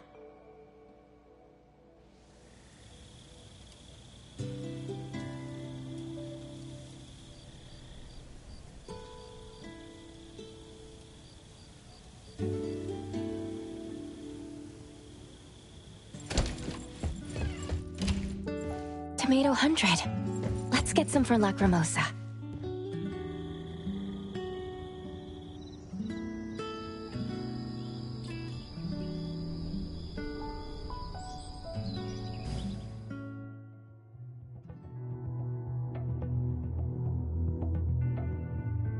타기! 타다기!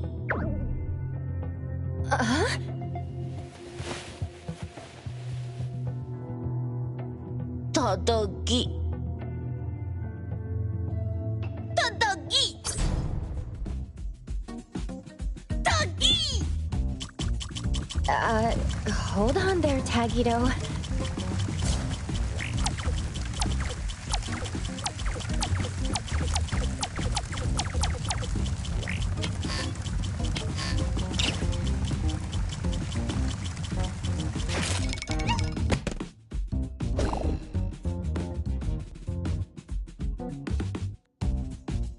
Words alone can't prove much, huh?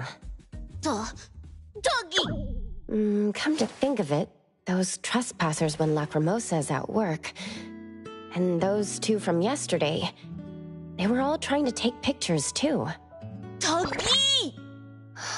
Maybe there is a way.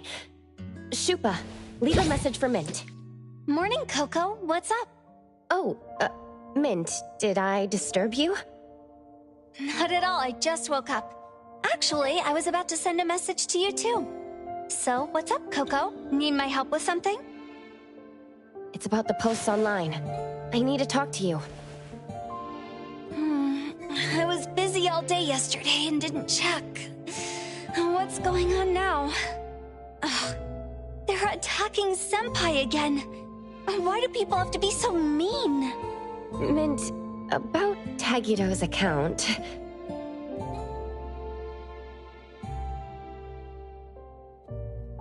Takido was just trying to help. What's with all these reports against him? Doggy! What do I do? I just wanted to stand up for Senpai, but looking at this, it's only gotten worse. How long is it gonna take for all this to blow over? Doggy? I might have an idea to turn this around. What idea? Doggy! Before we proceed, let me confirm something. If Tagido gets banned from posting on Bagel, can he still access other features of the app? Doggy!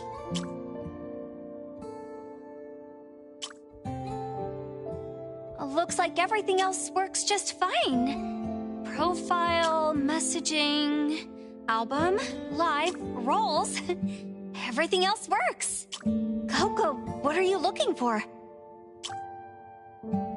Tagido's account is being watched by his haters. If there's something new on his account, haters should see those as well. Mint, could you get in touch with Lacrimosa? Let's find the devil tonight. Oh, we can go live on Takido's account. Show everyone that Senpai is no Tomato Devil. Correct. If we could show the world that Lacrimosa wants to defeat the Tomato Devil, it would be even better. You think that will work? Brilliant idea, Coco. A live stream will be way more convincing than any posts. Doggy, doggy! Senpai is probably still sleeping at this hour, but I'll let her know about tonight later. Coco, you guys should wait until sunset before meeting up with Senpai. Oh, too bad I'm on standby all day today. Can't join you all on this. Don't worry about us. We will be there with Lacrimosa. Doggy, doggy, do! Thanks so much, Coco, and Takido, too. I'm counting on you both to take care of Senpai. Uh-oh, I'm gonna be late. Gotta go. Bye-bye. Doggy! The BAC sure has their hands full. Let's do our best too, Tagido. Tagido! Doggy!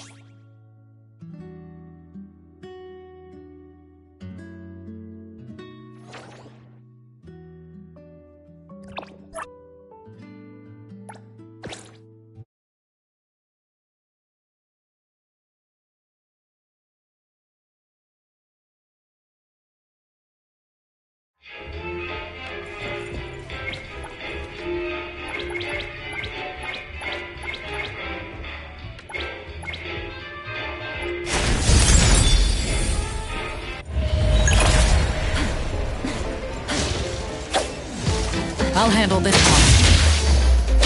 I'll handle this.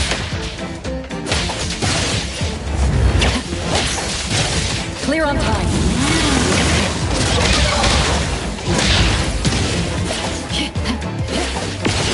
One thanks for everything.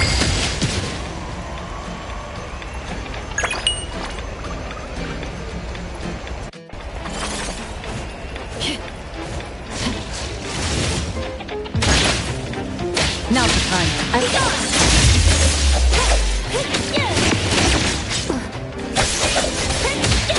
Let's finish this. Nicely done.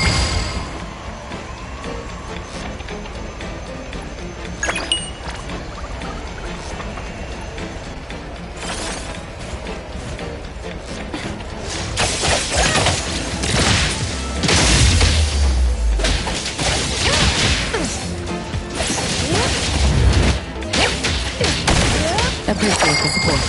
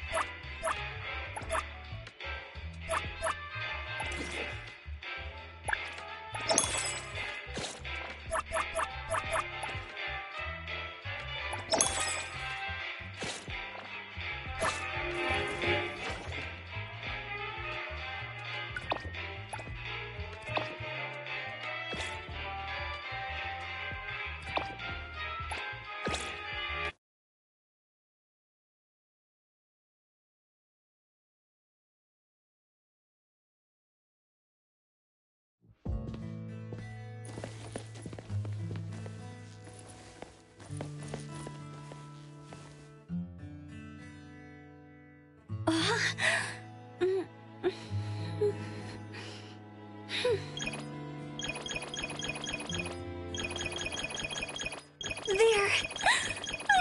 This feels great.